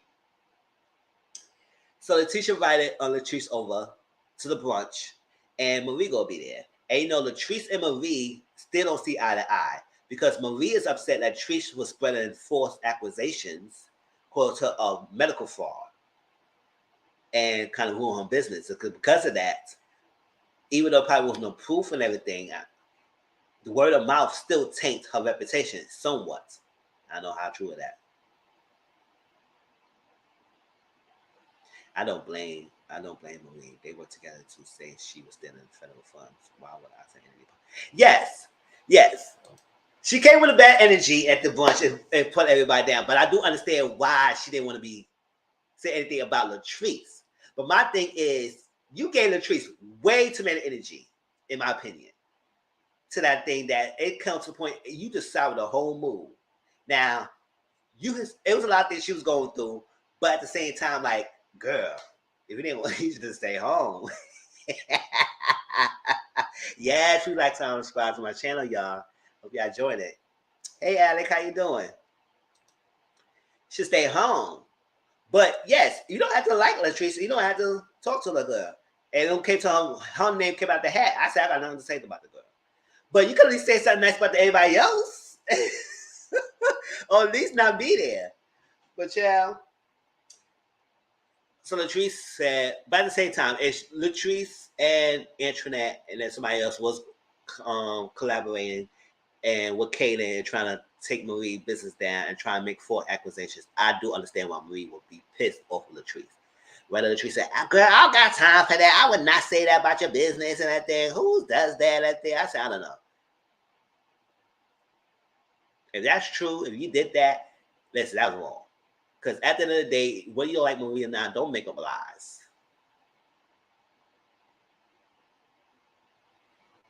Yes, we'll get it for it because she was trying to let go. She didn't let that girl go. She didn't let Marie go and get out of here because child, because it was explosive at the end, right? So they get along. And she said, oh, Cliff said, oh, you're going to have Tree come out. Oh, yeah, I'm going to have Tree come out. I'm going to have Tree. Okay, good Tree. Go and sit down. All right. So Marie, Tisha, Tambra, and was meeting up. And then we met the new girl, Akeisha. That's her name, Akeisha. We met So Gucci last week, and we met Akeisha. Baby, y'all, Akeisha, I'm not feeling her. Akeisha, I'm not feeling her because this girl had to one up every little thing that somebody said. Now, I don't know Pacific. She said about bunches. You know, I hated. I mean, my family hated some bunches like that. Or Ferris Street. Oh yeah, you know, me and my family own part of Ferris Street. I own the land and stuff like that. Oh, organization. Oh yeah, me and my family has some organizations. Yes, my husband was an NFL player. He retired and he got a business. And you know, I had helped him get his business. And I part of me. He got into business and everything. And oh yeah, I see my ABCs. Oh yeah, I know my ABCs backwards and forwards and upside down and circular motions. Yes, I know the freaking Beyonce song album from left to right, front and back, up and down. Oh yes, I know how to twerk up and down. I know how to twerk really well. I know how to do all this. And I said, girl, I know how to slip on a D. Oh, I know how to slip on a D 360 style. Like everything somebody said, she had to one up on them. Yes, Tracy, like we always here together. Like this woman. Yes, I said ABC upside down because like she got to do something like everything. I know how to strut down the street. Yes, I know how to strut down the street. Naomi Campbell style, on Tyra Banks style, everybody else style. I know how to dress a Chanel. Yes, I dress Chanel to the 10th power. I created Chanel. I might have family who have organization who got some freaking ties to Chanel. Like she try to one up everything. And I said, girl, we get it. You're successful. But damn, do you have to one up everything? Like even Marie was like, I don't know what's going on with her, but she's braggadocious. And she like to one up people. And even Tisha like say, girl, like, really? This woman got to take care of his baby who watched his mother get unalive. Her mom is Frank. And the busted heifer who also had her bedtime in here, and you won't let her leave. Exactly. She was going through a lot. And that's why I say Marie should have probably should have went, because she was going through a lot. Me either. It's something about it. Yes, Keisha was like, Keisha feel like cake and lunch. Shell. Did he say ABC upside down? Yes! That's what I said. Because it was like everything. Shoot.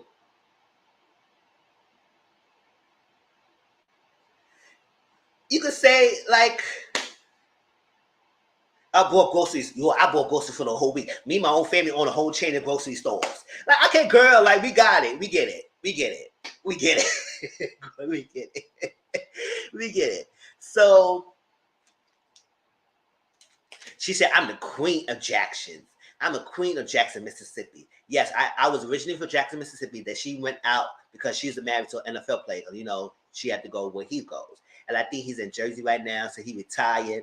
So he got a business. And now she helped him get his business, the restaurant and everything. And they know I'm back here because I have I own land in Ferris Street, and I know Tisha want to do Ferris Street and revitalize, and I own land, so we gotta get it popping and get it together. And I own a part of the building in Ferris Street. So yes, I had history and everything. And then also my family are music educators. So like she asked Marie what school she went to, and Marie said what school she went. She said, "Oh yes, I know that's it because in one of the apartment, my family is named after this, my building, the building named after my family, and this is that and yada, and this yada yada."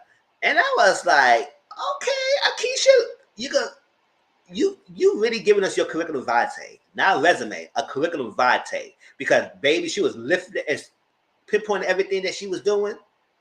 Her and her family. I said, do she do anything? Does she not? Do she do everything? And people say, apparently her family do everything because.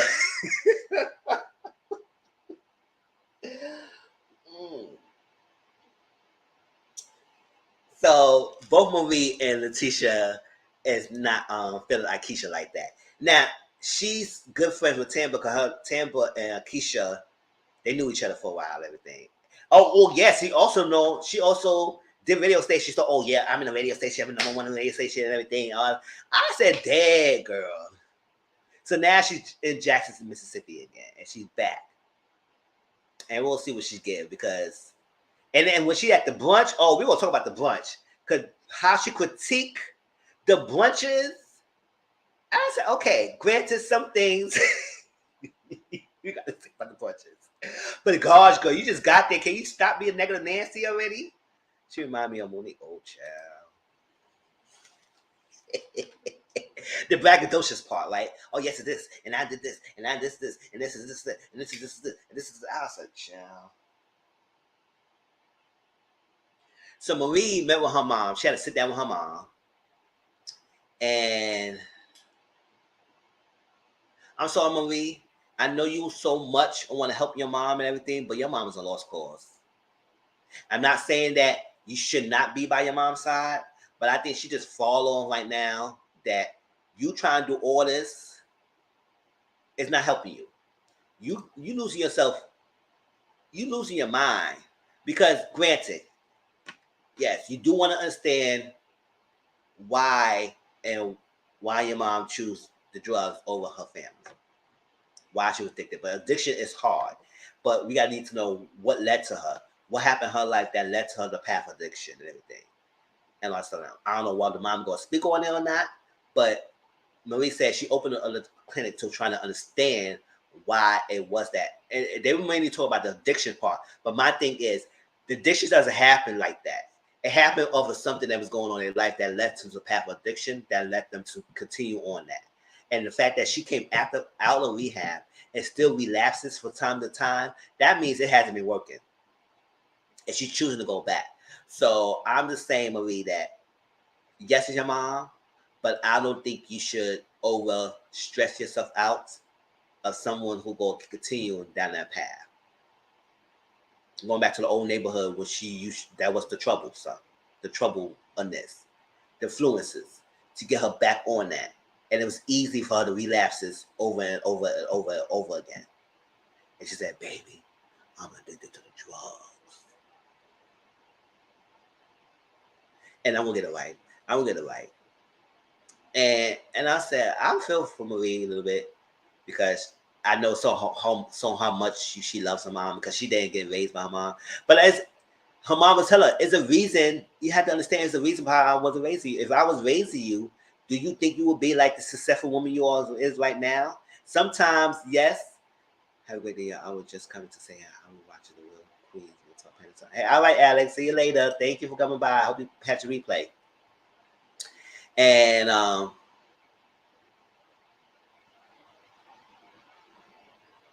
it must be a reason. Because I know sometimes as we was younger, as we was child, as older, you always want to know why you didn't do this, why you didn't take care of me, why you didn't do that. But under Dan was like, it must be the blessing in disguise of why your father raised you. And I know you miss the love of your mom, and I know it's hurt to miss the love of your parent. But you have to understand, it probably was a better reason why that happened and why your father raised you. Because if you would have probably stick by your mom, you probably would not been successful right now. You probably would never been this person to be able to take care of your whole family. Yeah, and that's the reason why she do so much with Jerez. And now with Jerez is not doing well for him because at the end of the day, now he always gonna think that whatever his decision he do, you always gonna be by his side and you always gonna take care of the things. The fact that he has 3 children and and he in college right now, and he's not having a part-time job, and all he could say he could rely on you, that means you enabling him to keep doing it. So he could continue having children. And the fact that we find that was sickening, because we're doing the math in our head, that girl, the baby mom, was 18 when she died. This baby is 2 years old. She was 16, and he was 21 years old, because he's 23 years now, 3 years old. I don't care in Jackson, Mississippi, 16 years is the age of consent.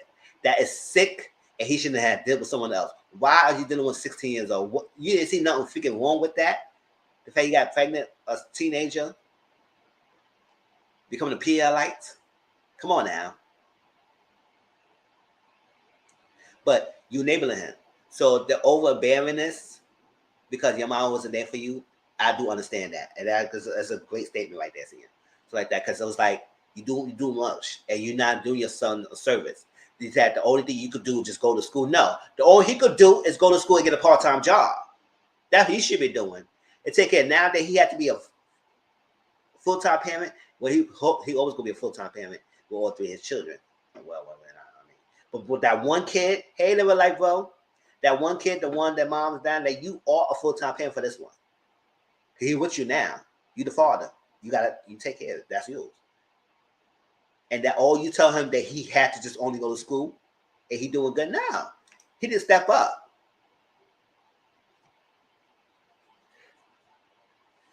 So she doing that. But I was saying, Marie, you gotta let that go with the mom. I mean, she's a law scholar. You can't do too much. You just gotta let her love the distance, and she stay in your house and everything. But as long as she just don't put no heat on your house with your grandkids and your kids there, let it be. Let it be. Tisha brunch. Tisha brunch, y'all. So, like all her brunches, it's always an intimate style brunches. It's never the grand scheme of brunch we haven't seen. We was introduced her as the CEO of National Women Brunches. But all the brunches scenes we seen when she was taping is mainly only a group of is on a table and group of ladies together. So I don't see the grand scheme of things, and I'm not saying that she's not successful, because she obviously is. She's making more money than I am, but still, this is what it is. So it was a table with the cast members and some of her friends sitting around the table. You know, the women empowerment group. You gotta say something nice thing about each other and all that yada yada yada. Akeisha came in. She immediately was like, oh, what kind of brunch is this? This is an intimate style? I was hoping it was some grand thing. She didn't even tell you it was going to be a grandstand brunch. She said it was supposed to be a brunch. Now, when you would think it was some grandstanding things, which I don't understand, at the end of the day, that's what it is. Either you walked out because you're disappointed, or you just stay there and just sit there. So that's that. That's one thing she was complaining about. Then she complained about the cloth. And when I saw the cloth, I was like, okay, yeah, this cloth did look like that cloth did look ugly. It did look ugly. I ain't gonna fight. Or that gold and then it circled around the cloth. I said, what was that? Okay, so that was that. Then she complained about the dirty plates, which I don't understand. Like, you know, nobody want to have no dirty plates on their table. So that. But my thing is, like, she always has something to say. It was always this, that. Like, they're good on you. Ever satisfied? Like, what was going on here? The only thing I would say the dirty place was like, okay, change the dirty place. So she said, oh, you want me to go to the sea? I know. I said, no, let Tisha do it. She got some brunch. Let her do it. Like, you don't think she can do it herself? She said, I apologize. Here's a good place for you. Here, that. Then she went to the food table, and she looked at the food like, I said, oh, my gosh, Akeisha. You braggadocious. You opinionated. You want to one-up everyone. And you have a really nasty spirit with towards you about, like, it's something in your standard that you want to go off and critique and damn lady. Granted, the only major complaint I say that she had was the dirty plates. Everything else she just was complaining about.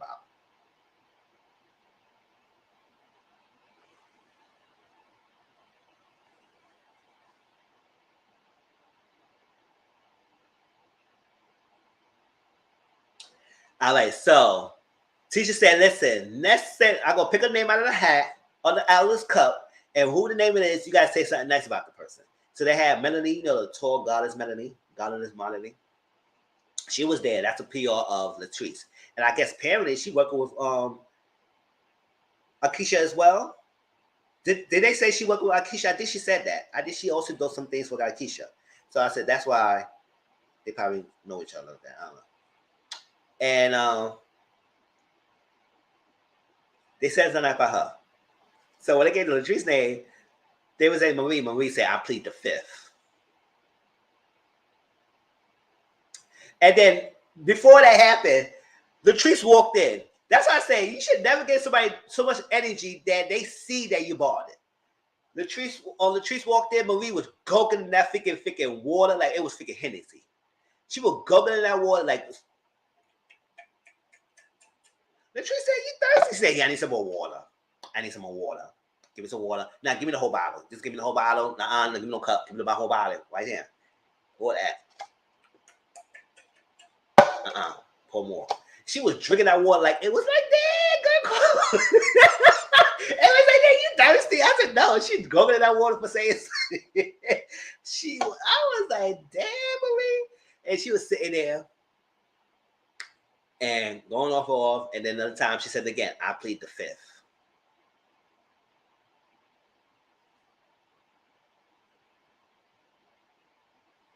And I said, Marie, what's going on here? Everything. She said, you know what? I can't be fake. I get out here. I can't be fake. She said, what about me? She said, nah, no ma'am, no ham, no turkey, no bacon, no cheese. I gotta get out of here. I can't stay here because this lady gonna make me lose a case. So instead of me losing the case, I gotta get out of here, Letitia. All right, and she walked. Listen, then she walked out. Producers, you are no good. Producers, you are no good. Cause way I laughed after she went in the bathroom and then you panned on the side and she went to the men's bathroom. I was like, oh!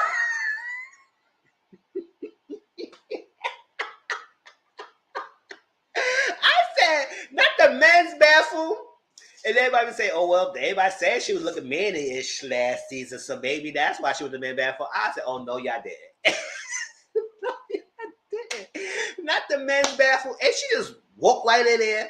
I said, okay, maybe they cleared that bathroom out before the scene happened so they know. Listen. But they kept going, they kept panning to the bathroom sign and they kept saying men.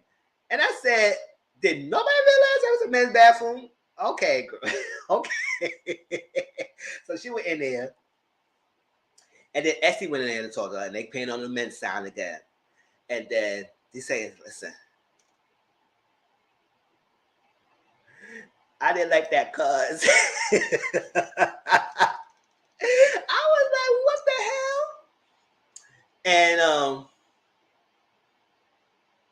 so Marie said, listen, she was lying about my business, and I got to do a lot of things. I'm going to do my mom. I'm going to do your ass. I'm going to pass it to my grandson, baby mama, grandson mother, and everything. I'm going to do a lot.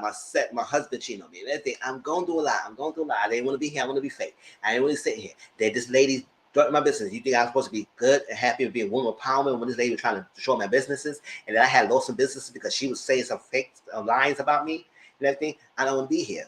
So Ashley told Letitia, listen, I'm going to go. She didn't want to stay here and everything. And so Letitia said, I'm going to talk to her.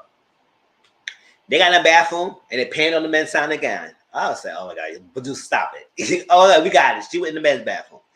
And they was going back and forth, to the point they was starting yelling at each other. I got Tisha and Marie. Tisha, just let Marie go. She didn't want to be there. You kept her staying there like she had to freaking be nice, and she's not in the mindset to be nice with these ladies. So let her go. Now, granted, she did bring down the freaking mood at the table.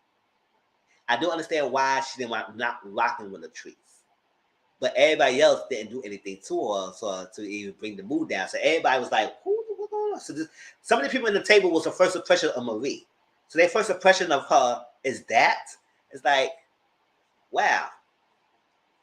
So Letitia should have let her go. She should have let her go home and said, listen, okay, I get it. You upset and everything. Just go home. I'll talk to you later. But she's upset because Marie, again, is ruining her brunch and going off and popping off the mouth and doing all this stuff and bringing out the energy. And you supposed to be my friend. You supposed to be my best friend. And you going to do this to me. And this is it. And Marie said, and they were going back and forth. And Tampa and some lady said, hold on, let me go over there. It's like, y'all yelling. To the point that they yelling.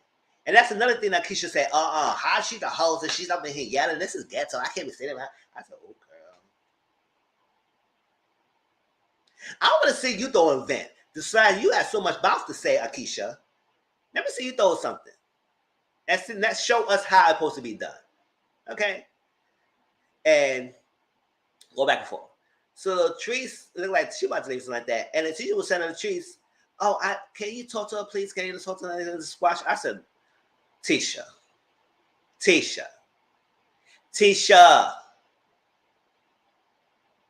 You think the person she should talk to is Latrice, is the person she was upset about.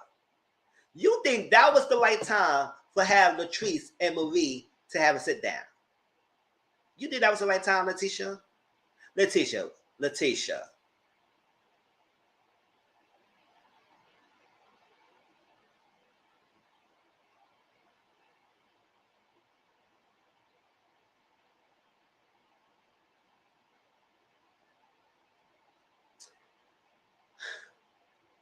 I said, Letitia, read the room. You know Marie's not rocking with her like that. So the fact that you was gonna squash it by having Latrice go there. Latrice said, I'm gonna be for the because it's Letitia. I'm gonna be nice. I said, no, don't do it. Y'all should both no. She don't want to see her, and gonna actually tell her more. So that's how the episode ended. About that, I said it's gonna be to be continued. No, they ain't say that. But that's how the episode ended. But yeah. That was Belle Collective. Y'all let me know how y'all feel about this episode. Like I said, it was another good episode, but baby, gosh. Tisha should have let Marie go. It would have been no issue right now. And Marie, maybe she should stay home. So Marie said next time, and she will tell Tisha in the later, she said, you know what? Until I get my mind right, I'm not going to any more of your brunches. Period. No more. I'm not going. Every time I go to these brunches, I end my feelings. And I'm mad. And I want to be messing up your feelings. So avoid me messing up your brand. I'm not coming to any more of your brunches. Okay? A lot of teachers, I would say, all right. Ain't much you can do.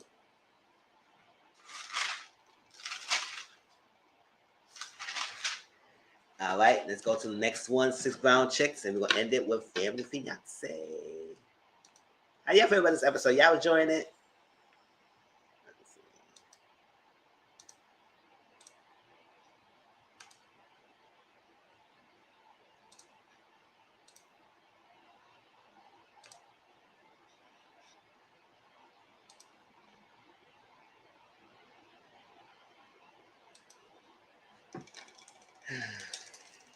One. Oh, Cup, calm down. They're all shaking and having a seizure. All right, the second question. Then we go on to Family Fiance afterwards. Yeah. I like that. But I would say, why they keep painting in the men's bathroom? They had me laughing, but I was like, I don't know what they were trying to do. Marie is a man thing. Carlos, I want you. Letitia should have let Marie go home and let her Dusty go. Patricia can stay as Lakeisha goes. That's what I said. I hear that, CL. Point, period. Done. Finito. Yeah, because they kept penning in the men's bathroom. And I was saying, what? Oh my gosh.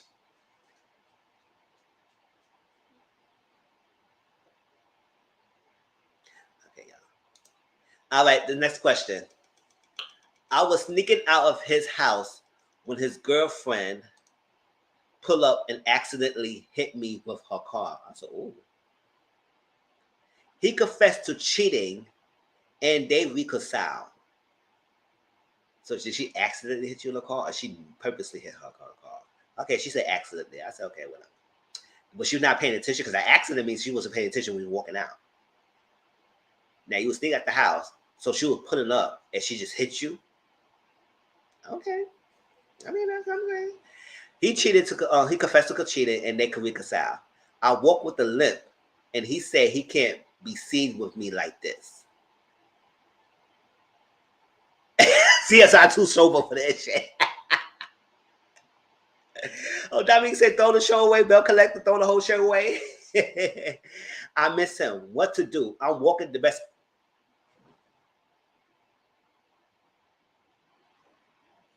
Not walking the best you can.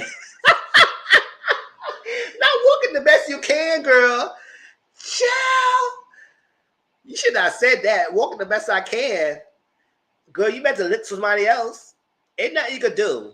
You want advice? No, this question. You can't do nothing, girl. What you need to do is that, unfortunately, you got hit by the car with the wife. Everything. You cheating. He cheated. He confessed to it. She forgave him. So, but since the girlfriend forgave her man, ain't nothing you could do about that. Now, if you want to sue the freaking wife for medical bills, whatever you had to do, I mean, I guess you could try and do that. But other than that, you said she was an accident, so I don't know how much that could go. But you might have to look for somebody else. Sorry to say that way. But you might have to go for somebody else. Find another man. At the end of the day, it's a lost cause. So you trying to get this man back because of what? His girlfriend reconciled. They together now. So ain't that much you can do. He can't be with you with that limp. So find another man.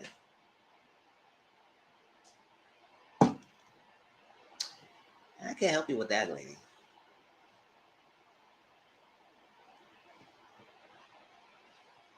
So now you want to feel bad because you walking the limp? And the girlfriend should have, you said it's an accident, so it would be better if you said she purposely hit you. But nothing you can do, girl. I feel like you just move on. And this was a lost cause. Now, if he come after you afterwards and still trying to sleep with you, you should have more self-respect and say, nah, go back to your girlfriend. I ain't want to do with this. You say you can't be with me because I have a limp, because your girlfriend hit me with her car, then I can't be with you either. Thank you, boo. And that's it. All right, so y'all tell me how y'all feel about this question. And then we end of that. And let's go on to the last thing, family fiance. Hope y'all enjoying it. All right. Ooh.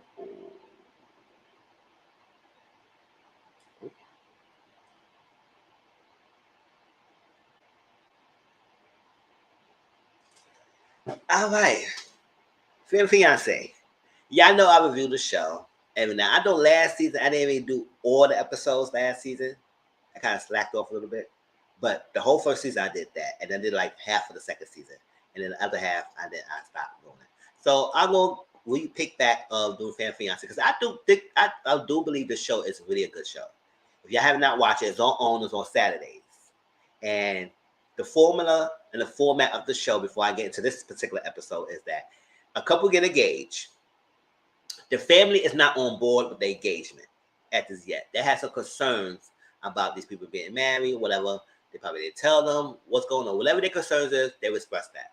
But each one of these people in engagement couples go bring their families in their side and rehash their differences. They stay in the house for 3 days and they work with a relationship expert, a relationship coach called Tracy McMillan. And she's been the same therapist for the whole season so far, all the seasons so far. And she worked with them for 3 days, helping them guide through different things, what's going on, what's the issue, and that. So they spend 3 days, they had their family, the family expressed their concerns and opinions, or fears about their relationship. And throughout the 3 days, Tracy gave them some tasks to do so they can help them get to know the family better, so they can get their blessings at the end of the 3 days. Throughout the process, she does do a couple check-ins with the couples and see what the progress is with their journeys of this 3 days they have with the family. And at the end of the 3 days, they have a blessing ceremony, and whether they get the blessings or not.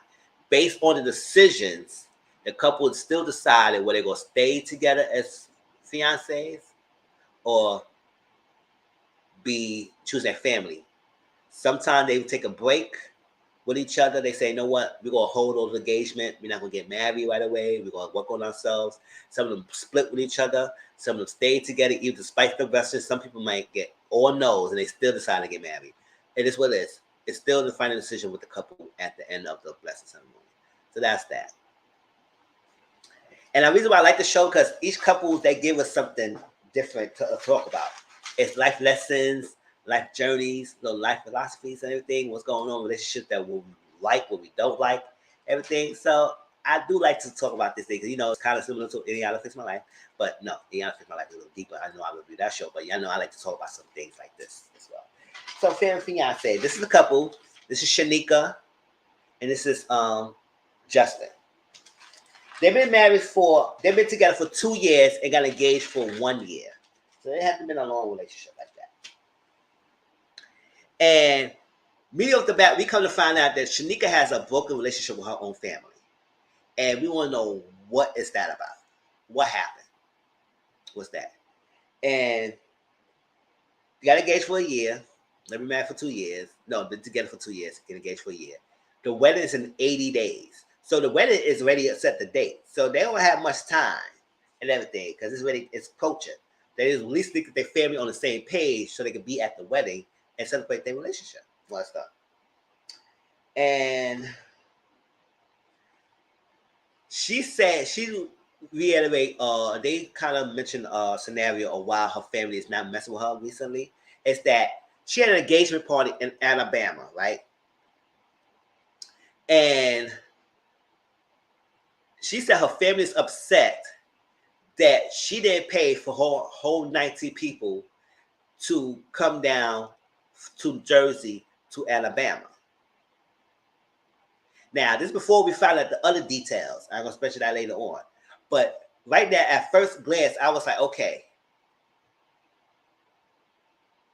Even with a wedding, if I know I'm far away, whatever, you got to plan to have the transportation. Now, when you get to the place, in the state I'm in, I work on getting transportation from the airport, whatever that, from the venue. That's what you could do. Now, the people should have that transportation get to the state, and they're going to come to your wedding. From there you can work on transportation from the venue to the hotels, whatever it is, whatever arrangement you have with the guests. When they get to the state that you're going to be having a party or a wedding in, then you work on that. So I didn't understand why the family would be mad for them to put up the transportation bill for y'all to get from where y'all at to her state. And I said, nah, that's too much. That is too much. Now, if they get to the state and then you had to have transportation for them to get to the venue, then that's something y'all should do, because that's something you want your guests to get there, because at the end of the day, that'd be more money, everything. But they had to get to there, and that's on them responsibility to get to the venue. Get to the state where they have an engagement party is. And then after that, they should be working on. So that was that. So I said, okay, we will see what the family's giving, because now I was saying, why are you upset about her because of that? All right. So Shanika said at this point, her family's not invited to her wedding. I said, oh. So what's going on here? Like, what's up? Like, what's up with her family that she just like, listen. And even she said to Tracy McMillan, she said, if I don't get the blessings from my family, whether they give me the blessings or not, I'm still going on this wedding with Justin. And also, if they don't give me the blessing, then I need to know that I can cut them off. So basically divorce her family. So I said, oh, she don't really get along. Based on her statement, she don't really rock with her family like that. And we wanted to see why that happened. Now, all this thing I'm hearing about her issues and everything, I said, what's going on with Justin? To me, Justin seems like he don't speak his mind and he don't say how he feels. To the point that I feel like if he expressed how he feels, I think she would chastise him, criticize him, or fear that she would leave him of him speaking his own truth. So the point that he don't speak up and he's very closed mouth and kind of like a pushover. And to be honest, that is kind of like a turn off. If I'm in a partner with someone, I want my partner to be able to be free to open up his mouth and say something what's bothering him. Because I can't read minds, And if you letting me doing this for years and you have an issue with that, then you vent to someone else and you're not telling me why you upset with me, then that's gonna be a problem. So I do understand that maybe that he lets her take over the reins and control a lot of things, and he just let things back and just let her take over control. And that's not how the thing's supposed to go. I don't think someone, not one party of the relationship, should control everything and make all the decisions, and you just lay back and not thinking that. Because at the end of the day, that would cause some frustrations because then they make it seem like I'm taking advantage of you when you not speaking up for yourself. And I know how y'all feel about that because I just say I wouldn't like that either. I say you gotta speak up. You can't be a pushover because nobody gonna respect you like that, and they're gonna treat you like that. So Shanika invited her mom, her brother Tony, and her aunt Vicky there, and then Justin invited his mom, his sister, and best man. And Tracy told Shanika that she gonna play Tower of Truth. They're gonna have a bunch of questions on tiles. She gonna put it out and she gonna answer the question truthfully. And then Justin go to the dicey questions where he gonna pick a roll of die, pick a die, whatever color matches the card. They gonna read the card and he gonna answer the question from the color coordinated dice. So that was what it was. And then the family came to the house because they get to meet the family before they do the sit down and meet up. And we could tell when Shanika family came in, Shanika and her brother Tony didn't really say anything towards each other. She said, "Hey, hermano." He said, "Hey, sister." They would hug, they would kiss, they know that. I said, what is up with this? Like, really? Now, granted, I do know sometimes families do it. Sometimes family, even though you share blood, you don't really get along. But I just want to know why. Especially if you invite your brother to this sit down to meeting. Like, if you don't rock with him, you're gonna have to bring him. So obviously, you probably want to repair something that's going on between y'all two. So the family meeting, Shanika family came out first. And when they were saying this about Shanika, I said, "What's going on, Shanika? Like something now." Now I'm looking at you. I said, "What's going on?" So all of them, her side of the family, saying that she need to be more transparent. She need to stop lying, and she need to communicate and be better and be real with herself with her husband, just her fiance Justin, because she not being truthful and she not being transparent. They all said that. I said, okay, so she's not. What is she lying about, or why she's not transparent? So the fact that her whole family feel like she's not transparent, she's lying, tells me that she's a known liar. And you know, we all have those known liars. It's frustrating even talking to them. They're trying to get through with them because they always lie. You don't even know when they believe when they is telling the truth, if they. And I would say, okay, is she lying? So what's she lying about? So one of them revealed that she lying about a baby. I said, a baby. Oh, so she had a baby he didn't know about? Like, what is going on? So now it's getting juicy. I said, what, a baby? Listen, y'all, this is a sister twist like this. She let the family believe that she had a baby, right? She had pictures of her belly showing and growing and growing. Now, I don't know how far along she was with the baby and everything. She had the family believe that it was. To the point that she didn't want the family to see the baby. She showed the family that she had a picture of a baby and everything. She had birth and all stuff like that. All that, yada, yada, yada. Her father died thinking that he had a granddaughter out there and it's no baby. So who pictures that you had and what baby it is and what's going on and why are you making the family feel like you had a baby and now you don't want the family to see any other traces of the baby if you had one. That's that. She was telling her fiance Justin that she had terminated her baby, and that's that. And she didn't. She had an abortion. She terminated it. That's that. But she didn't tell him that she kind of let her family believe that it was one out there, even though she told her fiance that it's not one. So the family all around thinking that she had one, and come to find out, she said she told an elaborate lie. She let them believe that. They didn't tell them the truth. And I don't think she really cared to tell the truth. And I was saying, okay, hell, that was a lie. You ain't gonna believe it anyway. So why I should prove myself? Why I should show proof? Oh, I'm lying. I said because you always been lying. So if you got to show something to make people believe you, you want people to start believing you. You got to show something. The fact that you had this family thinking that you have a baby out there, they gotta have a grandchild. The father died with thinking that he had a grandchild, and there was no grandchild alive. Nothing of that. Think of that. Showing pictures, keeping up with the lie. It was no baby out there. I said, hold on, who the baby you took? Who picture baby you took? Because I don't know, they might have to get you because now this is crazy dangerous. Show my picture of baby to someone else that's not even yours? Girl. That's too much. That's too much. I would say, child. So the justice side of the family feel like he needs to communicate. He needs to speak up his mind. He needs to say things. Don't let her walk over you. He needs to communicate. That's what his thing is. Like he don't speak up. He don't say nothing. So if something gonna lie, he just like be docile. And it to me like justice family are cool with Shanika, but Shanika family don't even know Justice like that. Or she tried to keep the arm's length. And because she was saying when they was at the venue and everything, Justice Shanika family didn't really interact with Justice family like that. Or so like that. So what's going on?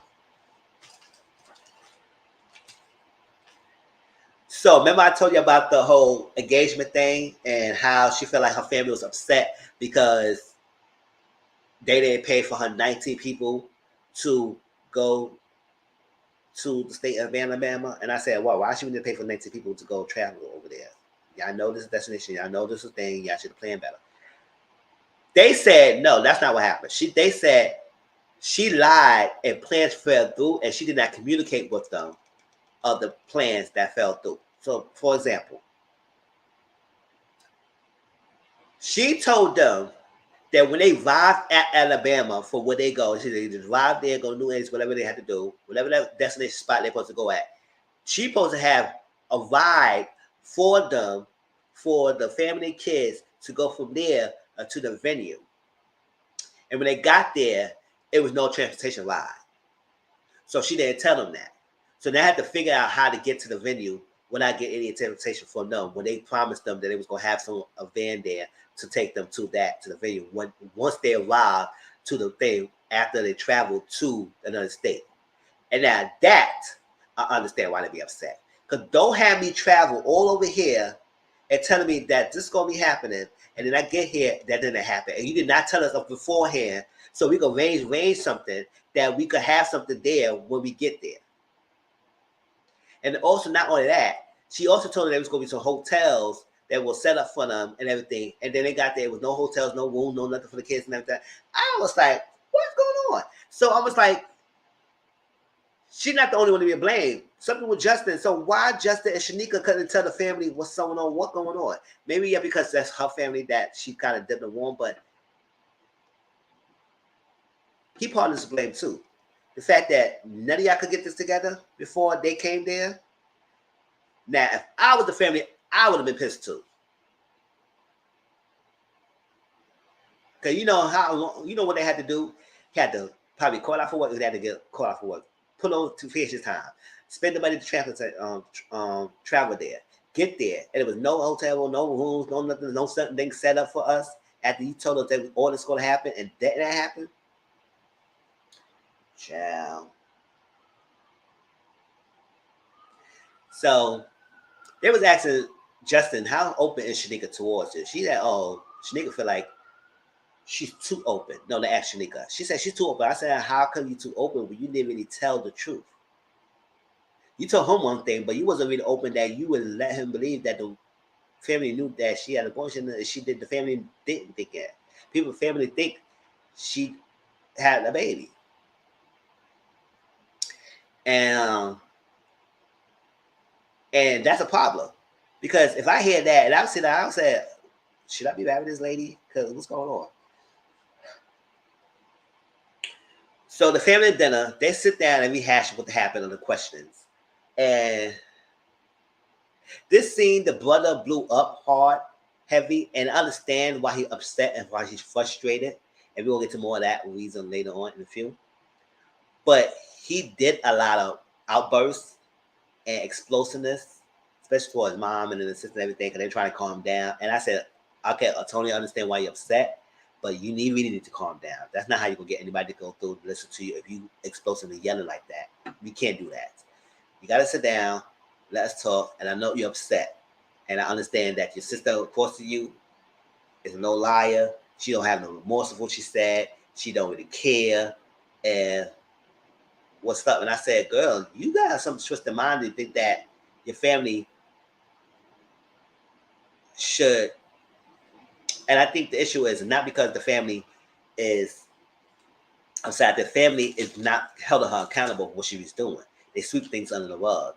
So Tony is the only one who's really like trying to debunk this dysfunction of the family and their mindset. Like, we have an issue. We need to talk these things out, not let it go and then let it things that happen. Don't have an issue and then ignore it, and then it's an issue later on, and we don't talk about it. And that's what the brother's upset about, because he said no one called this late girl out. She's doing all this, and nobody have an issue with what she was doing. But you have an issue, but none of y'all calling her out. And that's what he's upset about.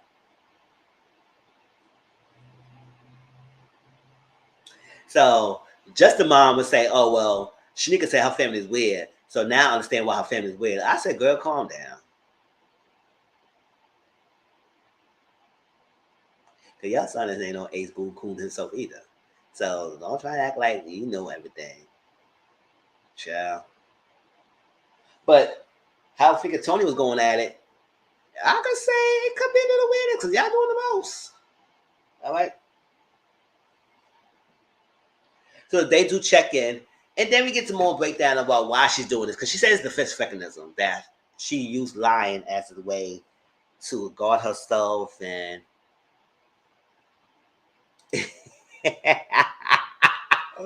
it's going crazy, right? She was lying to guard herself, to shelter her real feelings and what's going on, and then she used her dad. And I'm trying to understand her correlation with what her dad is like. She said her dad passed it, and then she don't have the chance to fix the things, to fix the wrongs, or whatever's going on. So my thing is just like, is your father dying affecting you to the point, or what he did to you when he was living that he didn't fix the wrongness, his wrongdoings before he passed away, and then you upset because he left you alone without fixing what he had done to you when he was young. So I was trying to get a clear understanding, because she was kind of like vague about it. Like, what exactly is the father dying had to do with you doing what you're doing? It's because you do like this, because according to family stuff, like, you've been doing this for years before you, when your father was alive. So obviously something happened in your childhood with your father raising a household that made you feel like that. And she just said that he was like a militant in the household, strict. So I said, okay, he was a strict parent, so maybe he was judgmental and he was criticized that he was not doing things that you ain't supposed to do. Like, he didn't want you to be the girl, or when you were supposed to be a princess, but you couldn't be a princess. So maybe he make you tough enough, or doing things that he didn't vow that it's too girly that you need to do this thing. And we come to find out Tony is gay himself, and he couldn't be himself because his father was really strict, and then lost. It's something going on. So I said that both you and your brother had a severe experience with your father in different ways. And the fact that Tony was upset because you was saying a lot of things about the father. Oh, he couldn't make me do this. He said, not my dad. But I'll say you had the same reaction, experience with the father like her. So y'all should not be compatible with each other. Y'all should be embracing and understanding each other. Because at the end of the day, y'all both saying that your father couldn't make y'all feel, y'all couldn't be yourself around your father. And y'all grew up like this. Now, Tony and Akeisha was talking, and they were trying to see to get the bottom of this. Tony mentioned how he was young, and I was schooling together. His sister Akeisha was catfishing his friends. And she said, "Oh, what? Well, you never came to me and asked me why I did this. You never came to me to talk to me and ask me why I was doing this, all that sort of thing." I said, He didn't have to do that. The other thing is that you don't understand how it makes her feel. And then actually, this is like, what's going on? Why he needs to come to you and ask you how you doing it instead of you understanding what you're doing is affecting him. Catfishing friends, like, why are you catfishing?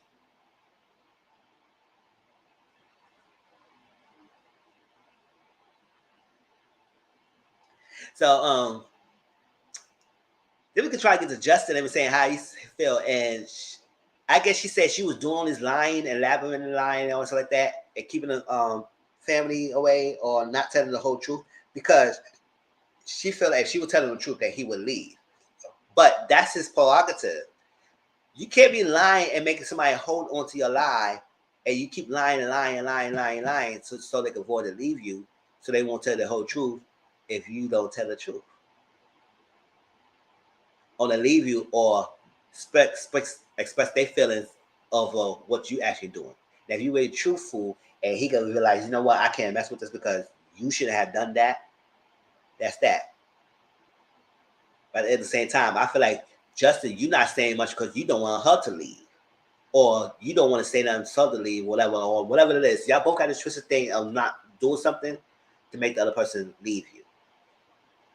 So he could be quiet. He would keep his mouth shut because if I can stay quiet, she won't go anywhere. And I said that's the functional thing because now she think that she can do whatever you want and you be okay with that. And that's not good. But at the same time, you be pushover, you're not speaking your mind, is making her continue to do what she's doing. So at the end of the day, y'all both need to work on your communication and go in therapy and work on the function y'all have to work. Y'all cannot communicate, y'all cannot check each other, whatever it is. Y'all gonna go along this life doing the same thing, and y'all gonna hurt more people than what y'all hurting now. So I like that, and I feel like Tracy should have dived deeper, more up to the dynamics between those two, because it was more of her building her friendship, her relationship with her family, especially her brother, and the fact that she was explaining how she felt that way, how she was doing this. She was lying because she couldn't be this way, so she created personas to become other people because she can't cover up her own insecurities or her own faultiness, her own things that she was going through because of her upbringing. And totally, it was so hard to hear that. And then he understand her now. He listened to her of what she was going through, and also you had to understand what he was going through too. And they hug it out. So at the blessing ceremony, they got yeses for all the family members. And I said, okay. And come to find out, the wedding's happened. She didn't invite her brothers to the wedding. I said, what the hell? What's going on? So you, her brothers, all that made up, and he still wasn't invited to your wedding? Everybody else was there but him. I said, child. But then also said she's saying that he also said that she lied to her siblings. And she said, why I need to say your truth? Why I need to, because y'all ain't gonna believe me and everything. And so, oh, whatever, I do whatever then. Y'all ain't gonna, I would say, because you keep lying to them. Like, it's the problem. Like, your siblings, like, they want to help you, support you, but why you keep doing this? The fact that you with this elaborate lie to go that far about faking a baby, when you actually terminated, you didn't tell them the truth. Like, that is really sickening to go through that. And it's a lot of deep issues, some root issues that she got to go through. Both of them. Between the communication in marriage and also the individual. Because why he can't speak up, why he's so docile, why he can't speak his mind, why, and everything. There's a lot going on with this, but it was a good first opening episode of the season, and I ain't get much feedback in this comment section from y'all. So I guess hopefully if y'all replay this or y'all watch the episode, y'all can tell me how y'all feel about the Femme Fiance. Because I will continue doing the Femme Fiance reviews on my lives and or pre-recorded, depends how I feel.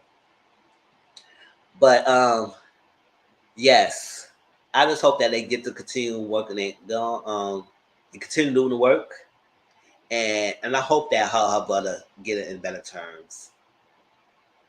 Because I think a lot of damage is done. The fact that I feel like since they both went through a traumatic experience with their father, they should both be able to bond. But I think they have both these issues that they need to work on before they even try to help each other or be there for each other. Because it seems like they cannot see past their own hurt hurtness, that they turn on against each other and not with each other and not turn towards each other for support. And I also feel like Tony is not fighting just the sister. I think he's fighting the function of the family of not speaking up and not saying nothing. They let things sweep under the rug, and he's the only one screaming out for everybody to hear him to speak. Like, this is really dysfunctional, y'all. We need to get it together. Passions of days are lives. For real, right? Chill. Because that's what I understand why Tony is like that. Because it's like, y'all all, it's like, listen, we got to break this. This is not right. This is not healthy. And the fact that none of y'all is not saying nothing and y'all all letting this go under the rug because y'all want to keep the peace, that's not how keeping the peace.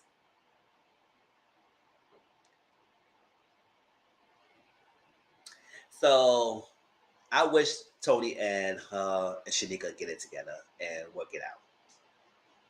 The fact that he's not in the wedding. Hey, Brittany Boo. Oh, you came on to the end. Hey, you had to catch a replay. But yes, that was Fiance, y'all. So now we got Belle Collective, Fiance. We're gonna continue doing that weekly reviews. And next Sunday, like I said, I'm not gonna I may not be on live because I have my family over. I know a lot of family. Yes, a lot of family will do the same. They would not say nothing, sweeping things under the rug, and then you have one person who don't really like what's going on and speak up, and then y'all all looking at this person like he's crazy or she's crazy. No, they don't like the function of the freaking. But I got some few minutes. If y'all want to say, if y'all have anything y'all want to explain about anything under the shows, Sweet Life LA, Belle Collective, or Fiance, we have a few minutes we can discuss it. If y'all want anything y'all missed that y'all wanted to say, y'all want to discuss about. But yes, a lot of families will go through that. They will not say nothing. Sweet under the rug, knowing that the person they help, they were trying to protect, is the one causing all the dysfunctions. The fact that she lied to the family, she didn't do things, doing all that stuff, she doing a lot. And the fact that none of y'all call upon it and y'all just let her be, it caused this the function y'all have now. Especially the mom and the auntie and stuff like that.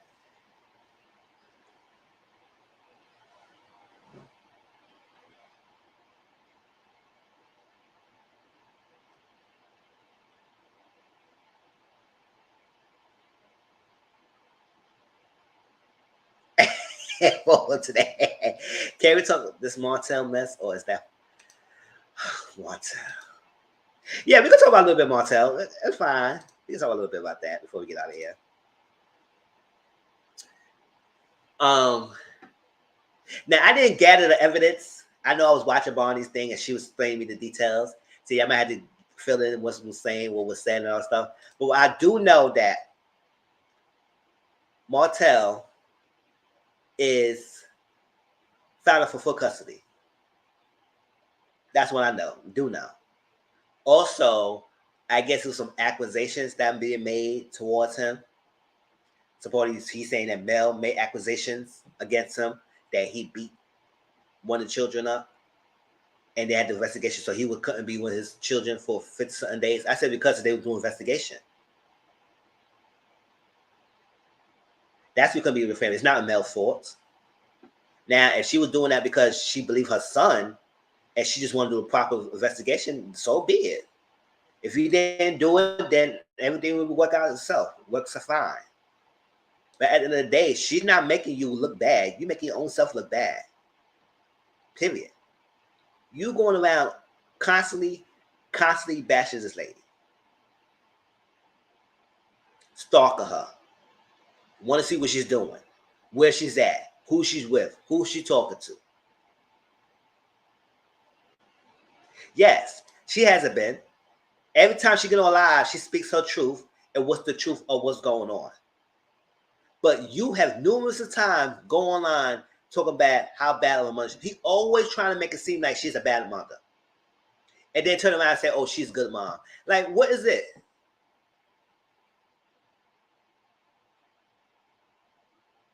And he always trying to say, like, she have everybody watching her children.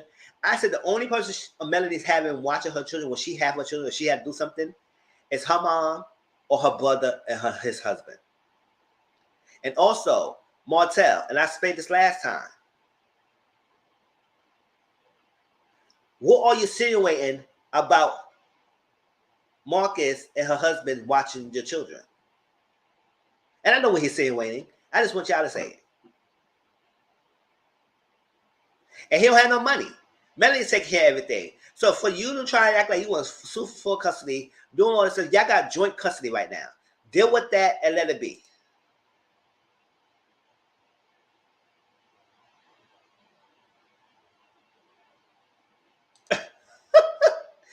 Oh yeah.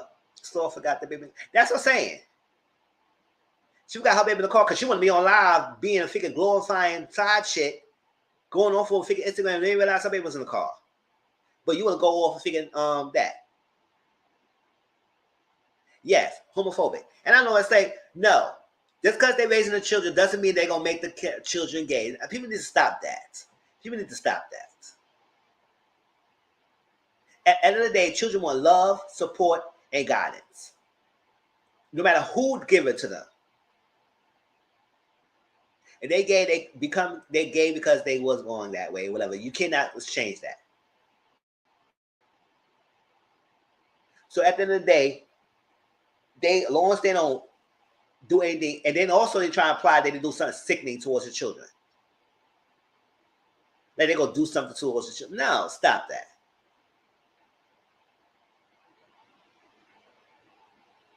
And that's what Marcus get on your behind every chance he gets. Because you're not going to try to play them like that.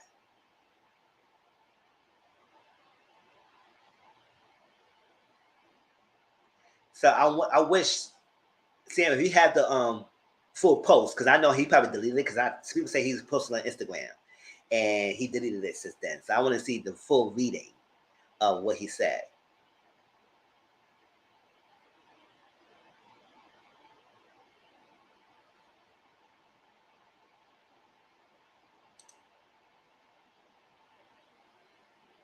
Yes.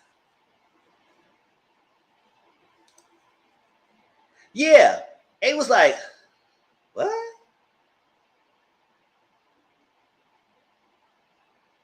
Yeah, he only want the custody for the money. That's all he want. Because at the end of the day, we all know she has the breadwinner.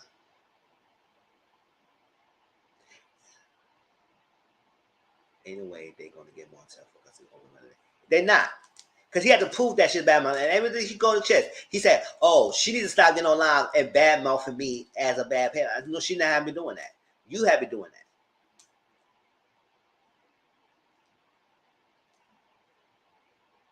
And if she speaks her situation, her truthfulness, that's her truth. So if you guys feel some way about that, change up and do something better.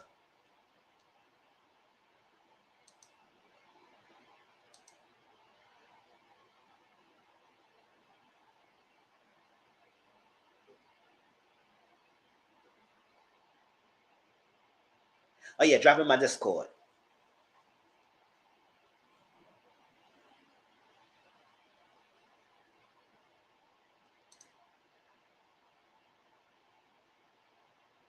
Yes.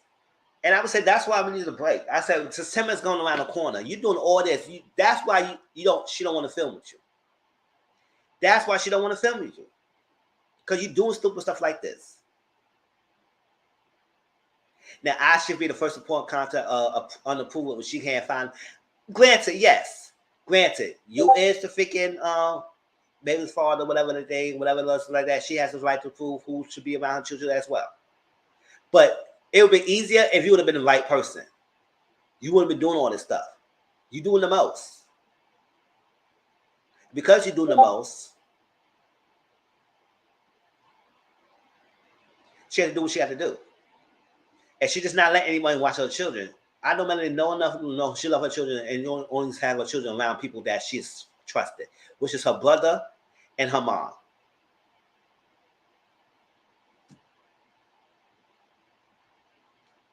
Yes. And you were trying to fight.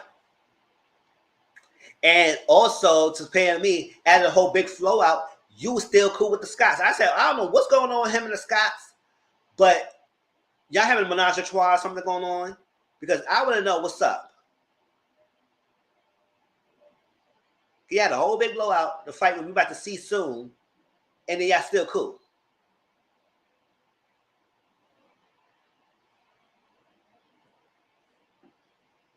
You hit the thumbs up, y'all. It's apparently, I don't know it's true or not, that Destiny and Tisha posted a statement on Martell's behalf. It goes to show that all these people was Martell's friends. And I said, Melody, they were never your friends. If that's true or not. Now, Destiny said she denied, she ain't wrote no statement. I don't know who's true or not, but that's what was going around. I see, I got some nerve to write a statement for this guy. We know how he treated this lady. Despite how y'all feel about Melody, you know he was doing them wrong. Now, he should have thought better the way he was doing before he broke with his family.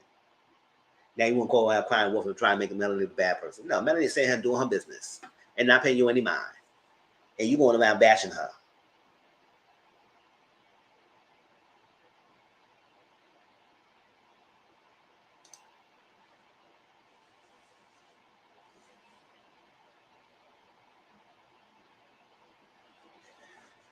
Oh, it's like, this guy stay around. Yes, she knew about it. She knew about it. Definitely. And I'm gonna watch this stuff that you sent me, CM. And the next time we probably get on, we'll talk about it, full length of all the details. Maybe I should do a separate video of that, but I'll announce that if I do that. And that's that. But yes, he's getting annoying. Give us a break. I'm tired of hearing this guy. Give us a break. The Scots are boring. I can't know what I say. They're boring. They cannot carry the show. So the rest of the season, we want to get that tape together for that little backyard thing they had, that brawl at Destiny stuff. That's the only thing she should be taking with him now. I'll blame Melody. No, I'm not taking with him. No, he's just uncouth, uncontrollable. You want to know because you want to know what her whereabouts are.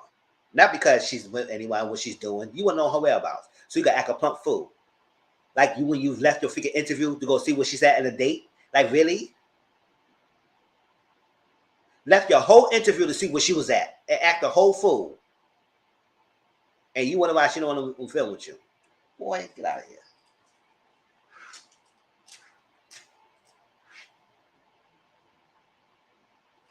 And all he had to do. And then he wouldn't be going through all this.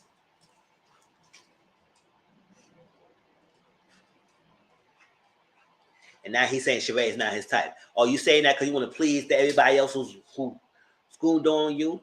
And I would say, y'all must be a sick, twisted female for even trying to mess with a guy like him. Look at how big muscles he is and how good looking he is. He's ugly. All his antics make him ugly. So if y'all messing with him because y'all think he gonna be a good standing guy, miss me with that. Y'all should be messing with him only if y'all hear that he's slinging dingling and he's doing well. That's the only way you should mess with him. Man, I don't think you should mess with him at all. And Sheree by lockup is a lost cause herself. Even messing with Martell, and now you also say that she's not your type. No, you know Sheree's your type. Stop playing. You trying to please the other side side babies or side freaking side chicks. That's what you said that. That's what you call two-parent household peasants.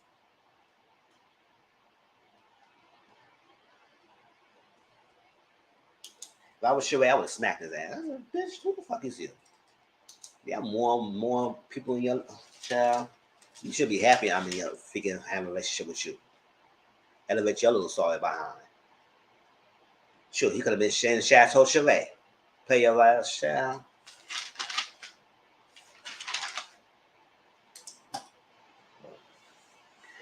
But he's tired. I'm tired. I'm sorry. Let's have that united front that we're going to see. And after that, no more filming with each other. Right? Go say he's not tired. I said, you could have played your cards right. Sure, you could have had that freaking house of Chateau Sheree. Or that freaking room she got. She knows she need help. But you don't got no money. But oh well, she desperate. She about to lock up. She wouldn't have you in there. And that could be the storyline for the week TV check. You could have had your money there. Thank you, Renee Boo. Love you too. Sure. That's what I'm saying. But on vacation. All that's upset about her, but on vacation. And apparently you were not supposed to be on vacation in the first place. She invited you because she just invited you and your mom. Other than that, her vacation with her kids.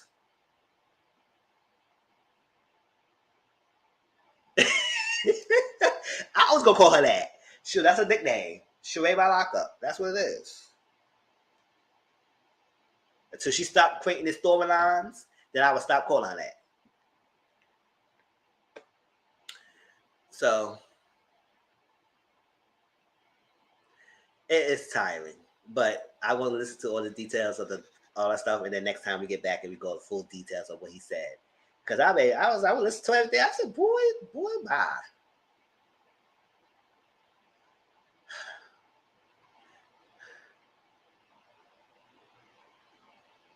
That's why when y'all develop your stuff with men, building them up, all this stuff like that, build yourself up too.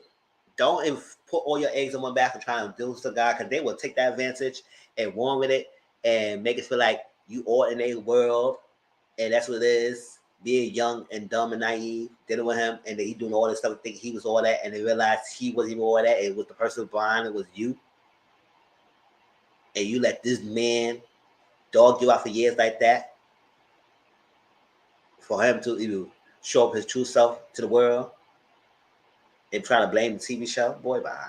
Who was that?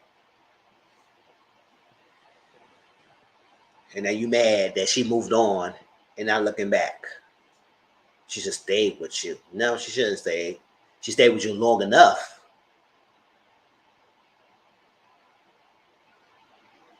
But that's it.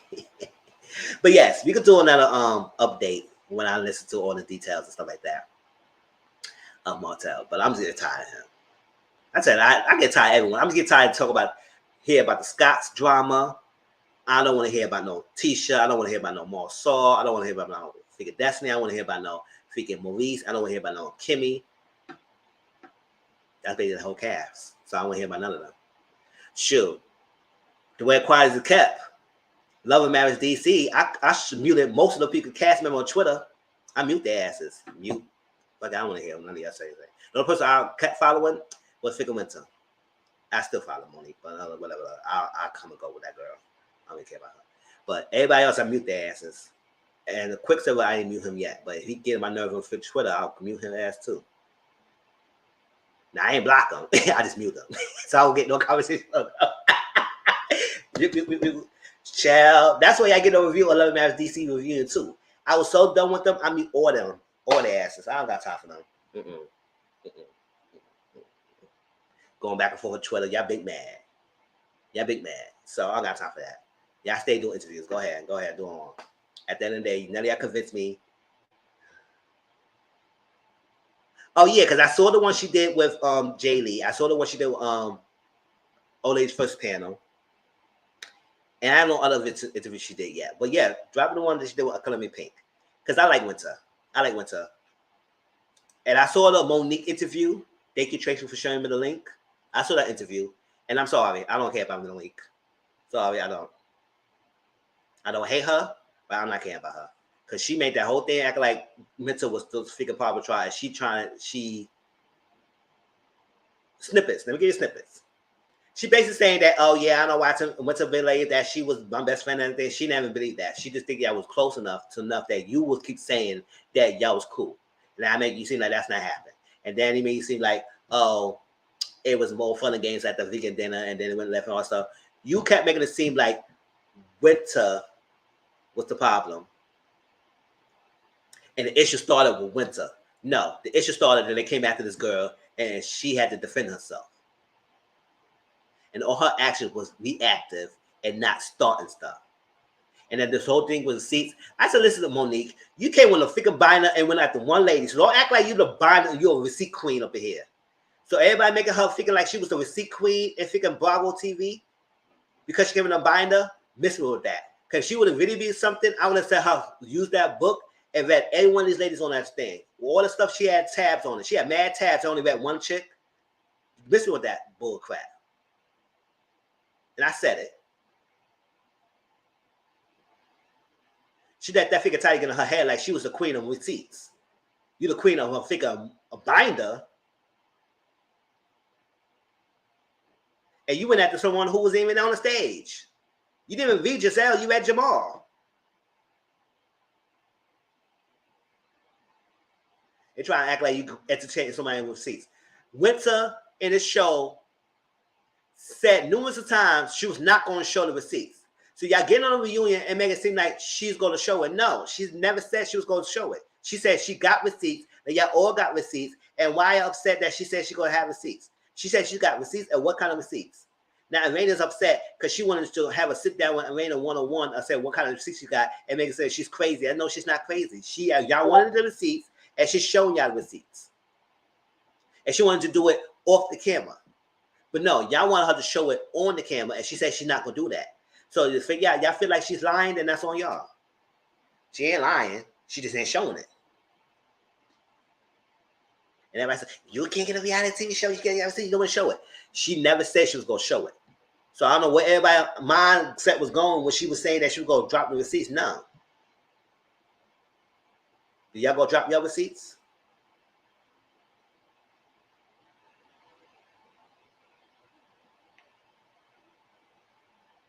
Yes. And I believe whoever sent her receipts, I believe the receipts that she's got. Because at the end of the day, once you're on this show, it's not far-fetched for people to send you something. So everybody in that stage act like they were so freaking bored of that shit. Oh my gosh, yeah. Shut up. Y'all all got muted. Whatever. Until you do you. And I don't want you to come back. If you do come back in season 2, whatever. Pay them no dust. Let them use somebody else.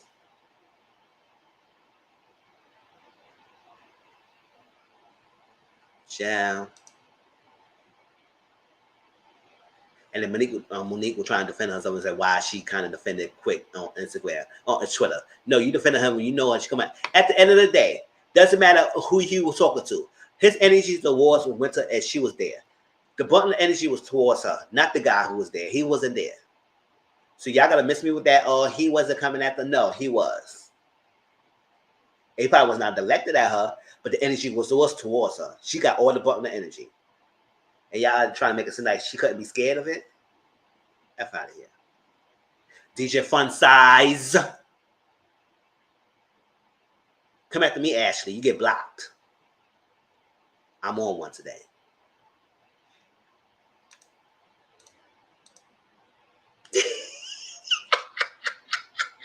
All right, y'all.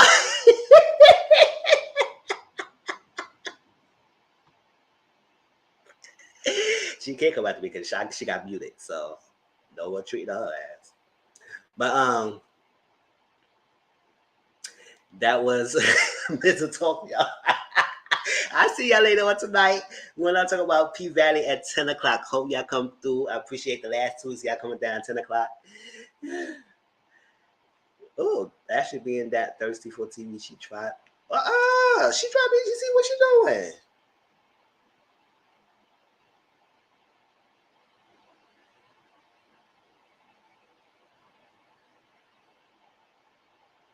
Yeah, I want Darby to read her behind. Ashley versus Ashley. Sure. And I don't even care for Ashley Darby, but listen, she has a mouth. And Ashley Darby would have figured let her, she would say something. Yeah. But yes, thank you all for coming through, stopping by. I appreciate y'all. So y'all coming, stop by at 10 o'clock tonight when we do the P Valley review. I'm just sad tomorrow. Next week is the finale. Oh my gosh. But it was great, show. It was great, y'all. Thank you for coming by. CM, Renee, Boo, Brittany, Auntie Momo, Live a Life. Who else? Let's see. Live a Life. I make sure I say your name this time. Dominique. And Alec. Thank you for stopping by. I see y'all on the panel tonight, Auntie Momo's panel. And after that, I'll see y'all at 10 o'clock. Everything great week. Once again, next Sunday is no live. If anything changes, y'all will see the update on the YouTube. If not, y'all have a great next week and everything. But y'all will still see me around Discord and stuff like that. I won't be completely off the grid. It's just that even videos are going on because I have my family over there and also like that. Well, chill. But other than that, I love y'all. Appreciate y'all. Hope you have a safe rest of the day, and I'll see y'all later. All right? Peace.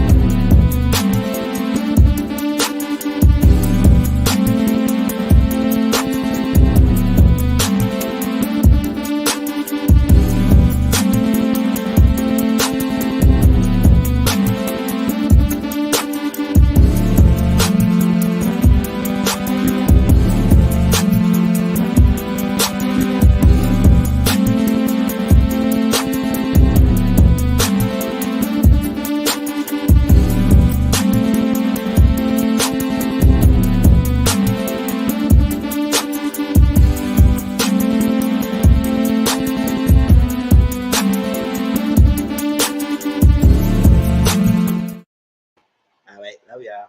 Peace out.